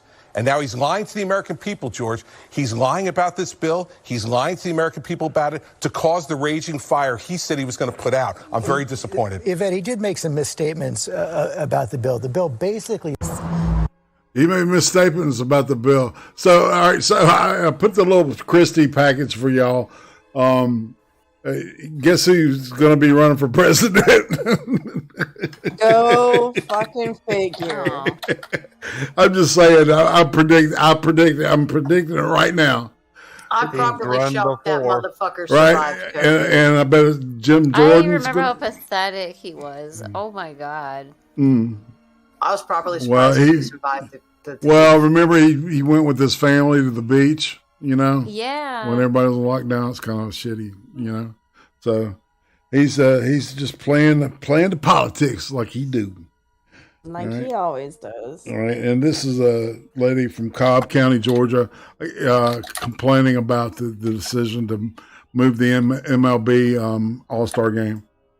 Certainly, we've decided to be limited in what we talked about during that conversation. I could say it was fruitful, where we discussed the decision that was going to be made. Certainly, I appealed for them to stay here in Cobb County. And similar to the appeal that I made publicly in the video that surfaced prior to that conversation, where we have a lot of people who will be impacted by this. As much as we were buoyed by the decision that they made to come here, we were deflated in a sense when we learned that they were going to make a decision otherwise.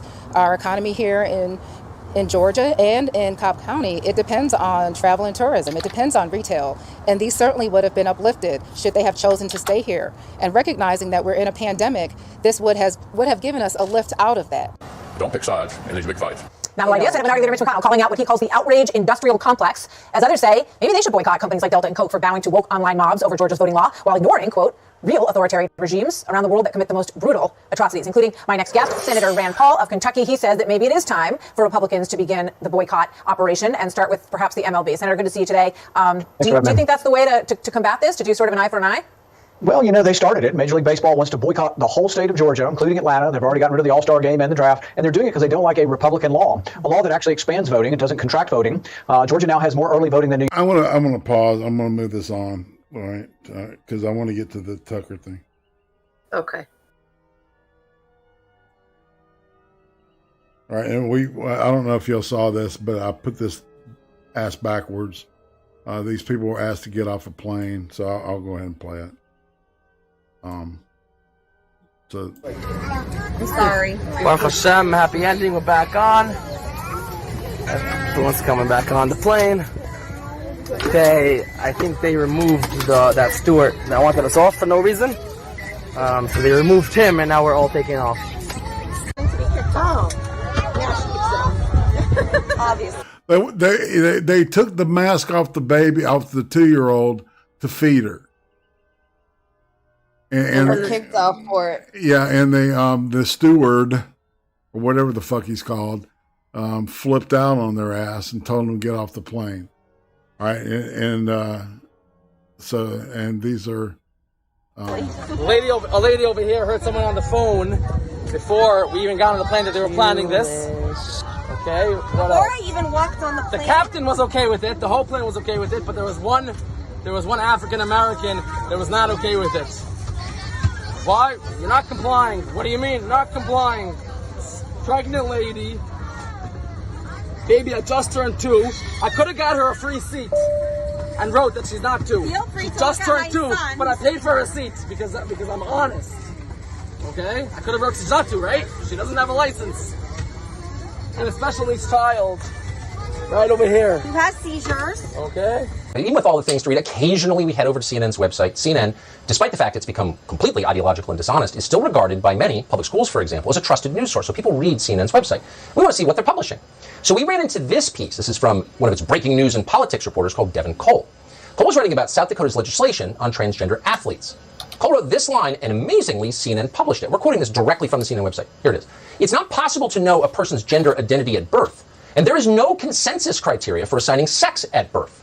Meaning that for literally hundreds of thousands of years, human beings have been reproducing. In caves, huts, hospitals, this little squealing human comes out butt naked, and no one has been able to determine whether this kid was a boy or a girl. No one has known.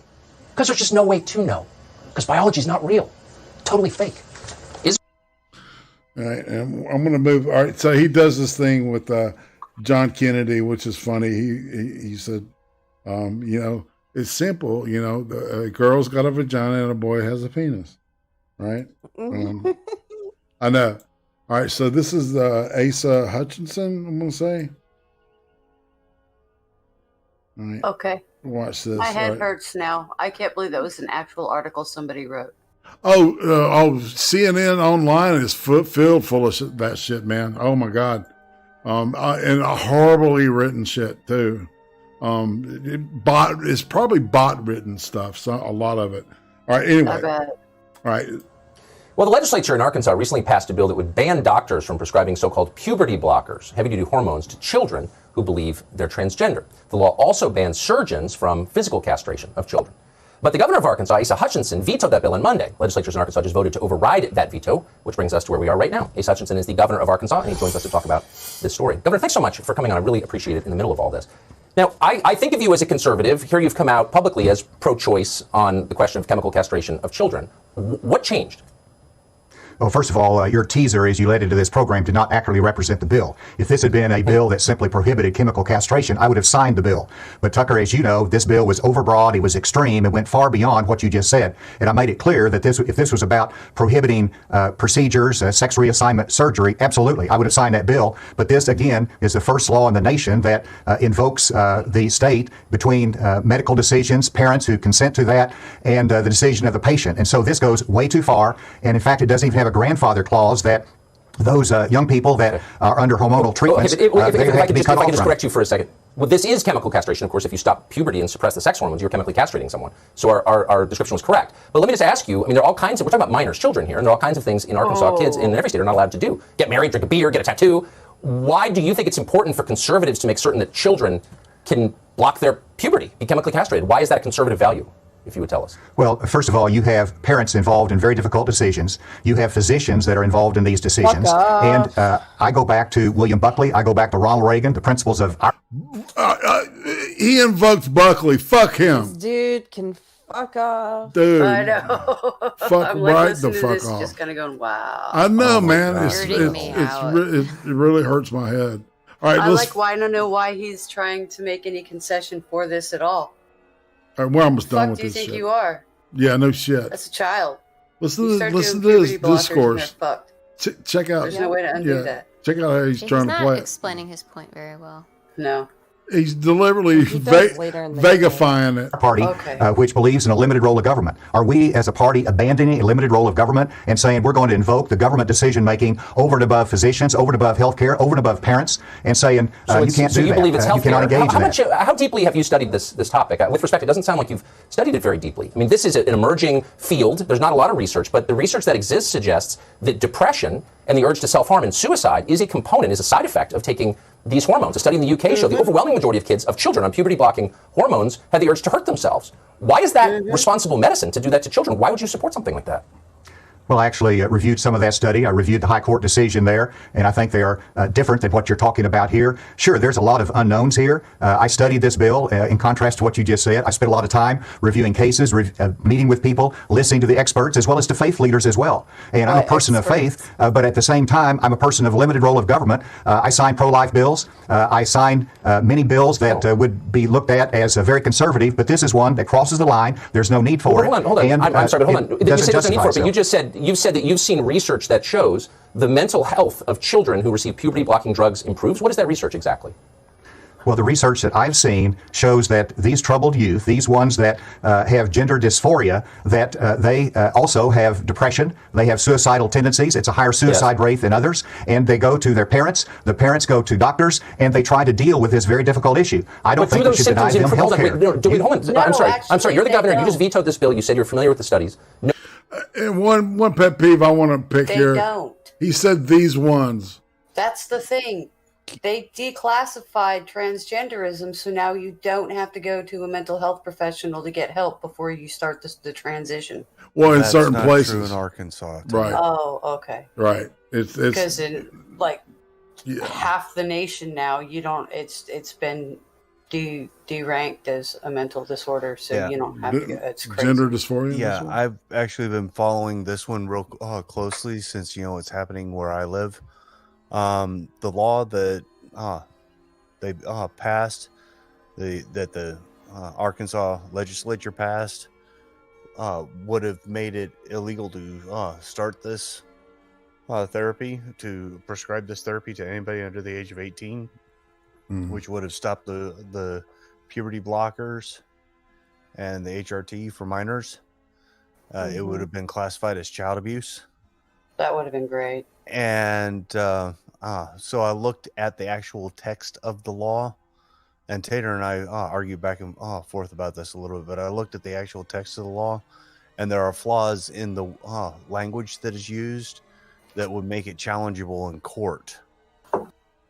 Hutchinson, what he is trying to do is get a law that would be ironclad in court, where it's solely to protect the health of the children and prevent them from being subjected to experimental medical treatments that will have permanent effects on their health. Okay. And we've had a whole string of laws like that have been passed, and some of the language that the legislature is using when they draft these laws has been really, really sloppy. So they're stupid. They're just not taking their time. They pass it, they send it to Hutchinson. Hutchinson reads it and says, okay, yeah, this is going to get thrown out in federal court as soon as we enact it. He vetoes it, sends it back down to the legislature, and then the legislature overrides the veto. All right, let's keep rolling here, and we'll play this out, and then we'll put the human zoo in. No one disputes that children who are asking for puberty-blocking drugs or been recommended by their parents or doctors may be depressed. That seems very likely. I think the studies show it. Cite one specific study that shows puberty-blocking drugs improves the condition. Does it make children less depressed? Does it make them less likely to harm themselves, to commit suicide? Just name one study that shows that, please. Well, I would refer you to the American Academy of Pediatrics. I would refer you to the physicians that came out in opposition to this bill because they understood the risk to these young people. And if you prohibit the medical care that this bill prohibits, then you're going to endanger these young people even further. So I would cite all of those medical experts. This field barely existed 10 years ago. Cases of gender dysphoria, so-called, have increased by thousands of % in the last decade. So actually, we can't know the answers to these questions. The research that we have suggests the opposite of what you're claiming. You clearly aren't familiar with the research. And so my question is, have you spoken to any of the biggest employers, the big companies in Arkansas, about this? Have you taken any calls from Tyson's, from Dillard, from Walmart? Has anyone from those companies called you about this bill? No, but Tucker, you're saying, first of all, you haven't there's spoken no to studies, one and then you cite a corporate study. interest. No. There is not a single study that I'm aware of that shows an improvement in the mental health of children who take puberty blockers, who are chemically castrated. And you couldn't cite one. You're not familiar with the research. You were told by doctors that it's a good idea, and you went with it. But I just want to clarify very quickly. Have you, and I just want to be clear on this, have you spoken to any corporate interest in the state of Arkansas about this bill? Tucker, I answered that. I answered that question, and I said, no, I have not. No, you have another question. Okay. I'm skeptical, because we've certainly seen across the... let me just say, Governor, with respect, I'm skeptical that not a single corporation in the state of Arkansas has weighed in with you one way or the other on this bill. I'm skeptical. You asked me if I had talked to them. I said I hadn't. Let me emphasize, Tucker, you are a conservative. You have a great background in that. Where are we getting back to the limited role of government, that we don't have to invoke ourselves in every societal position out there? Let's limit the role of government. Let's let parents and doctors make decisions. Then why don't we allow 18-year-olds to drink beer in Arkansas? Why don't we allow them to get tattoos? Why don't we allow 15-year-olds to get married? You vetoed a bill that would have protected children, not adults, children, to whom a different standard applies, from a life-altering permanent procedure that has effects we can only guess at, but the early indication is they're very serious and very negative in some cases. And now you're telling me you did that because you're a friend of limited government? Okay, then why are we preventing kids from drinking? Sincere question. Or getting married? Sincere question. Having sex. They're not old enough to have sex, but they're old enough to be chemically castrated? How does that work exactly? I'll listen as you explain. Well, thank you, Tucker. And first of all, these are difficult decisions. Do you want to listen to the medical profession? Do you want to listen to professional counselors? Do you want to listen to parents? Or do you want to leave all these decisions to the legislators that come from all different kinds of background? Yes, they're elected to represent you, but they do not necessarily make the right judgments for parents and for doctors in the most sensitive issues. No, I see his fucking argument, but it's still ass backwards, in my opinion, because, he's putting the cart before the horse on this thing. Right? So, all right, we're pretty much finished with that anyway. But I thought that he needed, the way that Carlson was challenging him he did a good job, I think, of holding his feet to the fire. So, and Asa doesn't care. He's term limited. He cannot run for governor again. He really doesn't care. He's from a wealthy family, isn't he? Oh, yeah. Yeah. They got money. Yeah. They don't have Sam Walton money, but they got money. Right on. All right. And Let's see if we can get the next thing going. Come on. There we go. All right, and what's on the it's a Russian rap, right? All right. Guess what? Lightning. Kaboom. Whoa. Bowling pins. Dude. Oh. Oh my god. Fatality. Holy shit. Bad. Oh shit. Oh shit. IP wins. Roll, dude, roll. Holy crap. Oh, he was still moving, you know. Yeah. It's okay. He was seizuring back to life. That's how you do it. You seizure back to life. You seizure back to life. Mm-hmm. Well. I don't know how to respond to that. Oh shit. Damn. That was a pretty clean smack right there. Just roll the car right over. Right on. Tilly wink. Yeah, this is the one from last week that I didn't like. Just one really short segment of it. It's funny as hell. That was embarrassing. Oh, puppy. Get him, puppy. Get him. You tried. Just roll down the back window. Yeah, let him out. Mustang driver. He's getting a little close there. He's in a Mustang. He can't go you've straight. gone too far. He fucked up his suspension. That's Trippy on GTA. Or Forza, yeah, either one. That's the Joker spinning out, right? Right. He's so fucking spinning and Man, what was that green? Man, was that a green Challenger that you were like pimping out the other day with the rally stripes? Yeah. That was a Forza. Yeah. I painted that. Yeah. I was trying to make it look like it had a gator grain roof. Well, I mean, no, but the deal is that looked like a Mopar color. Yeah, I was going for it. Yeah. Yeah. The green Curious dough color. yellow. The factory name for that color is Curious Yellow. Oh, that was yellow. No, it's green. Oh, But they damn. call it Curious Yellow. Their purple is Plum Crazy. Yeah. Well, look at that. Okay. Oh, that's a bad day. Oh. Whoa. Oh, bad. Holy shit. Oh, bad. They managed damn. to dodge 2 of them. Big ass trucks, man. Yeah. Scary. Watch it. So hey, it looks like I will talk to the chat. What the actual fuck? Are they going the wrong way? Yep. Yeah.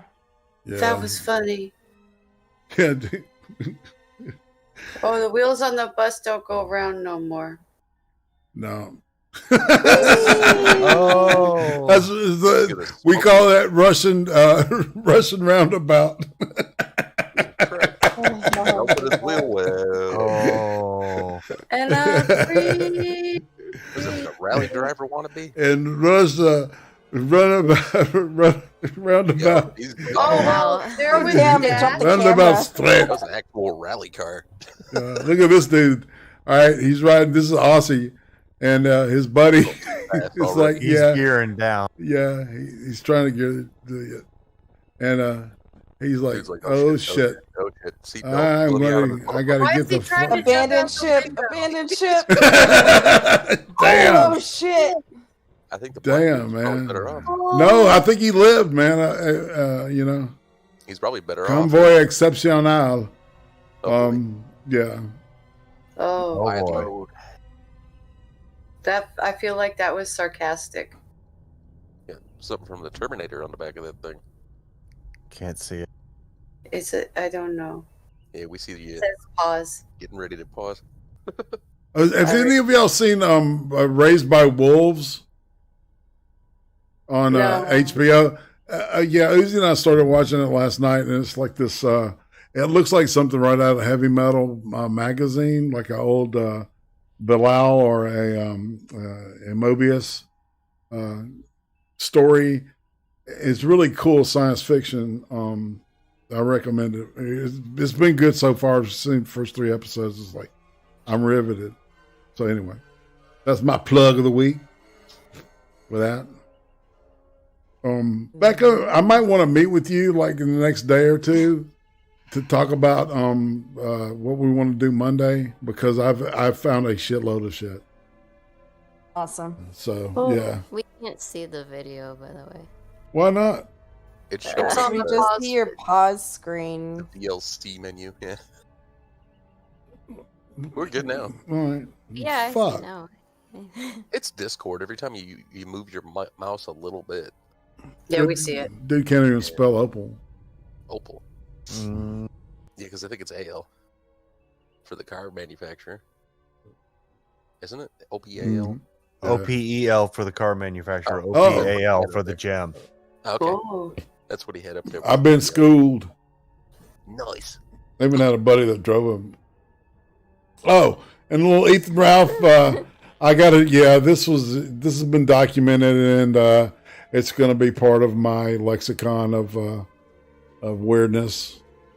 And that's when he knew he fucked up, right? That's when he knew he fucked up. He should have known he fucked up before he wound up with his teeth in his lap. Mason Mopus donates $20 and says, "Glad to see growth on your channel." And it went away. Hold on, but I need to know your band name. Oh, okay. All right. The band name was called Vacation Bible School. We toured the South. The biggest 2 gigs. Well, the biggest gig with Vacation Bible School was probably when we opened for Dinosaur Jr. And and then I had another band I was in that opened for Alex Chilton, actually, which was the Tiptoe Through the Tulips, man. Because you've been clocked. I don't really dislike Ralph, or anything. I just thought that was funny as shit, I don't want to create drama with nobody else, but I gotta. That's Australia too. You can tell by that sky. Whoa, bad, dude.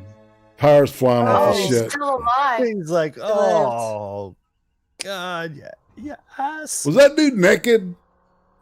I don't know. I don't think it was. Okay. I thought it was a woman too. I don't know. Oh shit! I don't know. No. Boing. Sideways and roly poly. Oh damn! Somebody fell asleep. Yeah, this is. Uh-oh. Their shit. Yeah. She's just outside the lady. You see her right here? Yeah. Mm-hmm. Oh no. Bump. Yeah, it's like watching Jaws. Oh shit! Somebody took a wrong turn at Oh, there's some lady just sitting there outside. I think it's in Guatemala. Wrong turn Holy at Albuquerque. shit. Still. What are you doing there, Irate? What am I doing? Leave me the fuck alone. Let me walk my goddamn dog in. That dog. Less time yelling at people, Ray. More time paying attention where you're walking. I was gonna say, you do remember them 3 fingers pointing back at you, dope shit. Is he wearing a MAGA hat? I don't know. I'm not sure. Looks like a dumb Johnny hat. Looks like it had a. He does remind me of me though. You had that spot on Trippy. Hey, see, Trippy see me, man. He knows I've got this. I look like Oh shit! I look like Santa Claus on a skinhead had a baby, Maneuver shit. That's kind of hilarious and awesome. and then set his face on fire. Oh no, the red one blew the stop sign. So you're like Deadpool? Kind of. Man. Okay. I wish I could regenerate like that, man. Jesus. Wouldn't that be awesome? Oh Lord.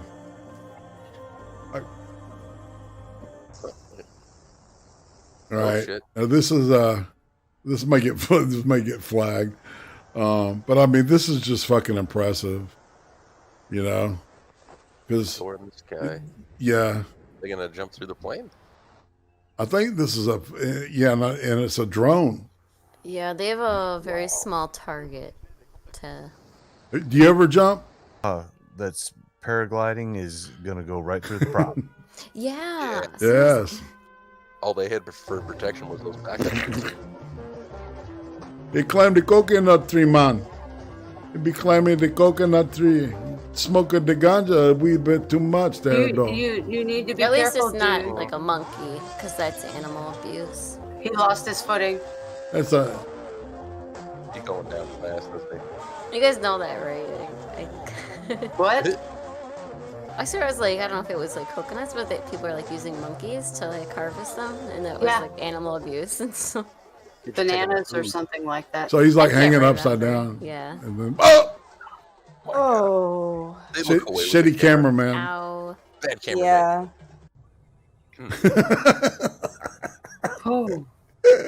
I like it, man. Shitty cameraman. See, that wouldn't have happened if they used a Oh, monkey. shit. Yeah, look at that van. Ding, ding, ding. Dude, It was like a giant target. What the fuck? Why was he going so fast? Who knows? He was in a hurry to get to the scene of the crash. Apparently. Indeed. Maybe he thought it was an ice Indeed. cream truck. Hey, Johnny Hellcat, Tater Raider, Cronin, Perry the Bear, greetings, Snugs McLeod. I said hey to you earlier. FTW Nil, of course, Madness, Josh, my man. How you doing tonight? Tater Raider, I said hey. Shouting at clouds. All right, there you go. Hey, man, good to see you out there, Fat Andy. Always, I salute you, sir. Uh-oh. Yeah. Uh-oh. Black dude slightly off camera. Mask shit. I'll wait for you Cash me outside. outside. Yep. Cash You me just outside. went cash me outside to that man? Yep. Is he wearing like a fanny pack? I'm sorry, What's you're that? retarded. It might be. He might be. Yeah, he's wearing a fanny pack. He keeps a spare body bag in there in case his mouth goes off. Yeah. You know, Good idea. fanny packs are meant to be worn in the front. They were invented in Australia. I'm Yeah. not Fannies going are to say pussies what there. I'm Yeah. not going to say Hey, what Mason I Mopus. back in the day. Thanks for the 20, man. I appreciate it. Thank you. Sure. You know that movie Billy Elliot? Sounds familiar. Betty fucks her ass. Where is that? I didn't see that. Yeah, that's a great name though. They say Fanny in the movie, and I didn't know what it was when I first. I thought Vagina. it was. I thought it was butt when I was younger. Yeah, the Brits. Yeah. Yeah, the Brits think it. Yeah, I like totally it. something different. Brits, Canadians, and Aussies all think it's a, you know, Oh. what they call the front butt. Yeah, Some people. yeah. Oh, whoa, Oh, whoa! shit. Dear. Still jumping around. Yeah. What Wow, you that do was with like a deers, there's ton no of different crossings, animals. kind. Well, a deer just popped out of nowhere, just ran into my car and fucked it up. Yeah, right. We Oh, believe that. Jesus. Oh. Damn, a triple, quadruple rather.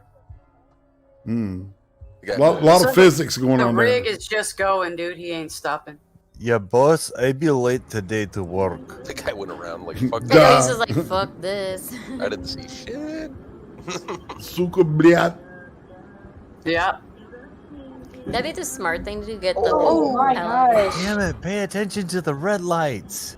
I Oh would do shit. that. Just remember your left from your right. It might help you a little more. Yeah, don't text and drive. Put your fucking phone down, people. Lovely No rainbow. lie. Oh damn. That was a What's that? stalled vehicle. Yeah, it was.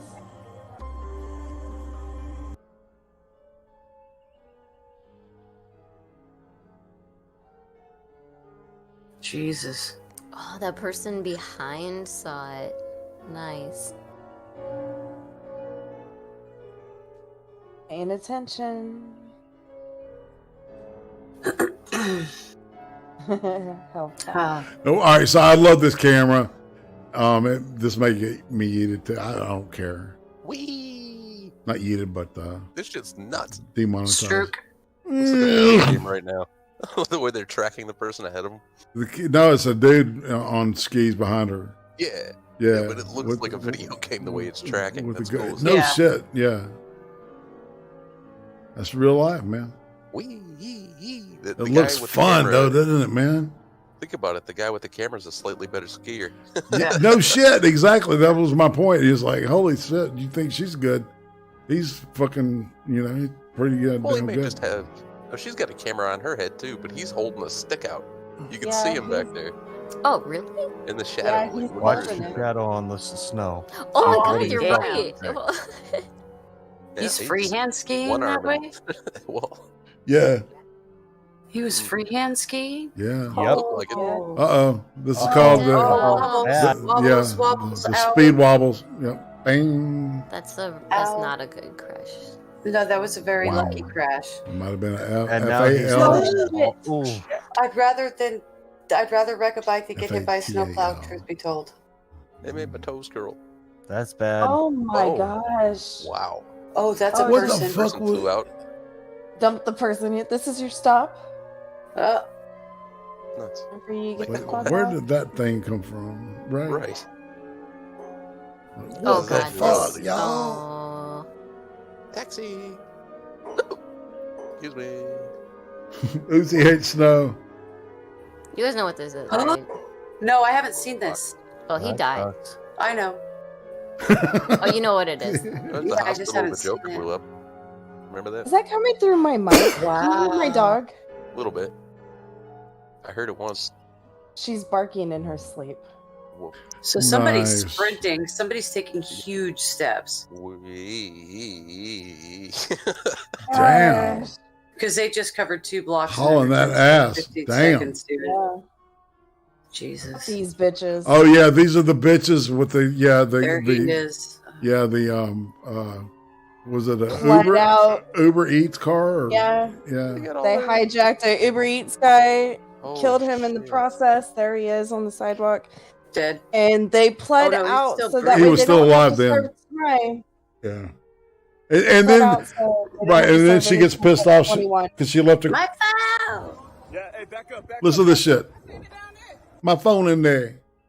Oh my god. Yeah. And No she was saying, fucking remorse. yeah, no shit. Was that a Hummer?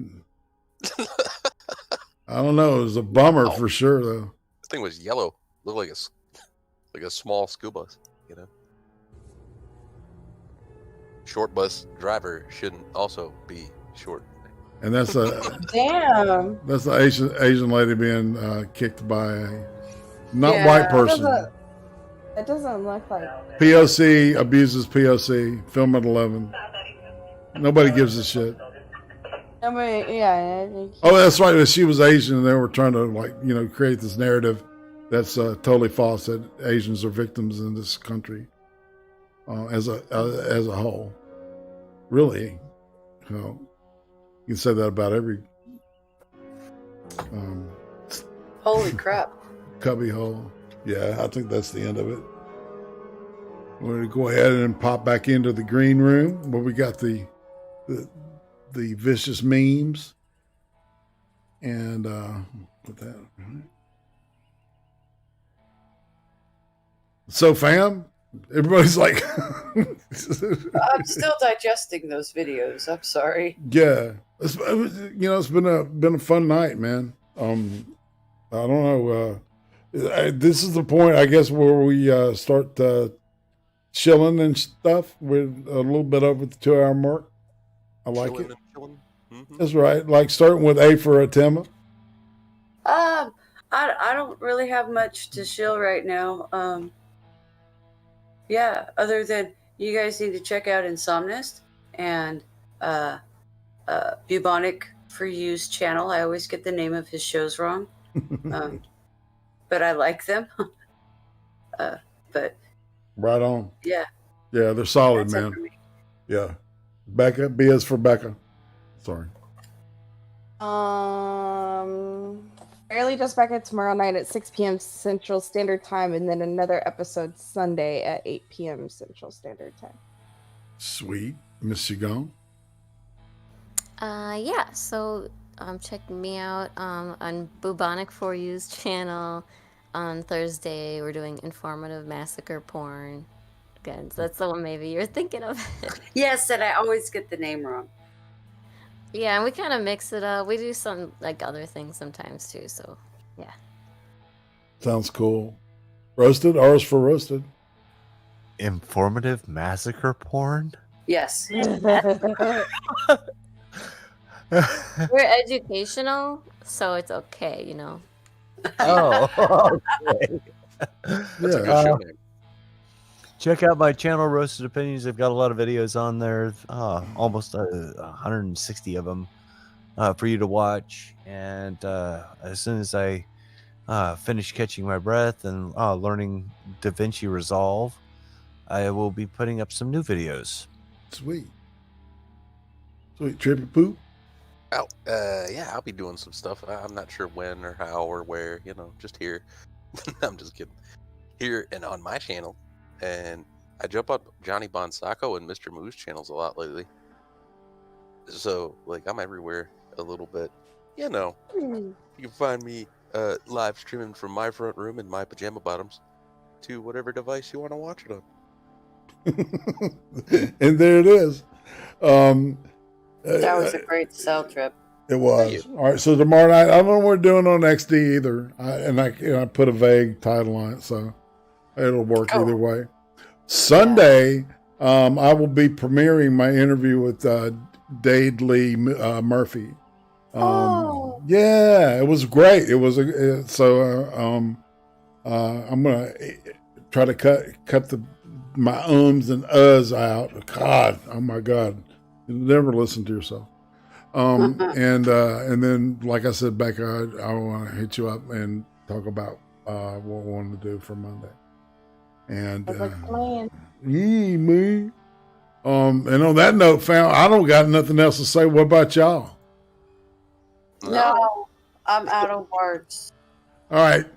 Well, chat has been awesome. I appreciate the support, man. You guys are hanging in there and slogging with us through the shit. I appreciate it big time. You're awesome. All right. If you didn't exist, I wouldn't be here doing this because I like to make people happy. I mean, I might be here because it's like I like the people I'm hanging out with. But you know, I wouldn't be creating content. It would just be VC chat lost to the wind. And on that note, I'm saying goodbye. Bye. Good night, everybody. Good night.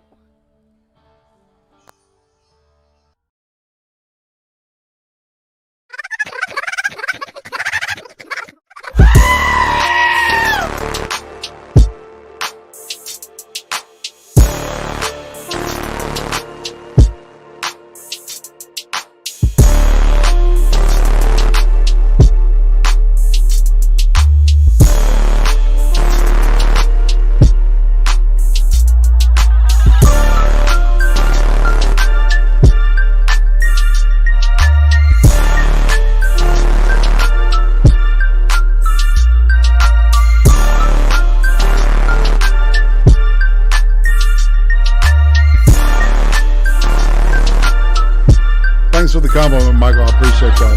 It means a lot.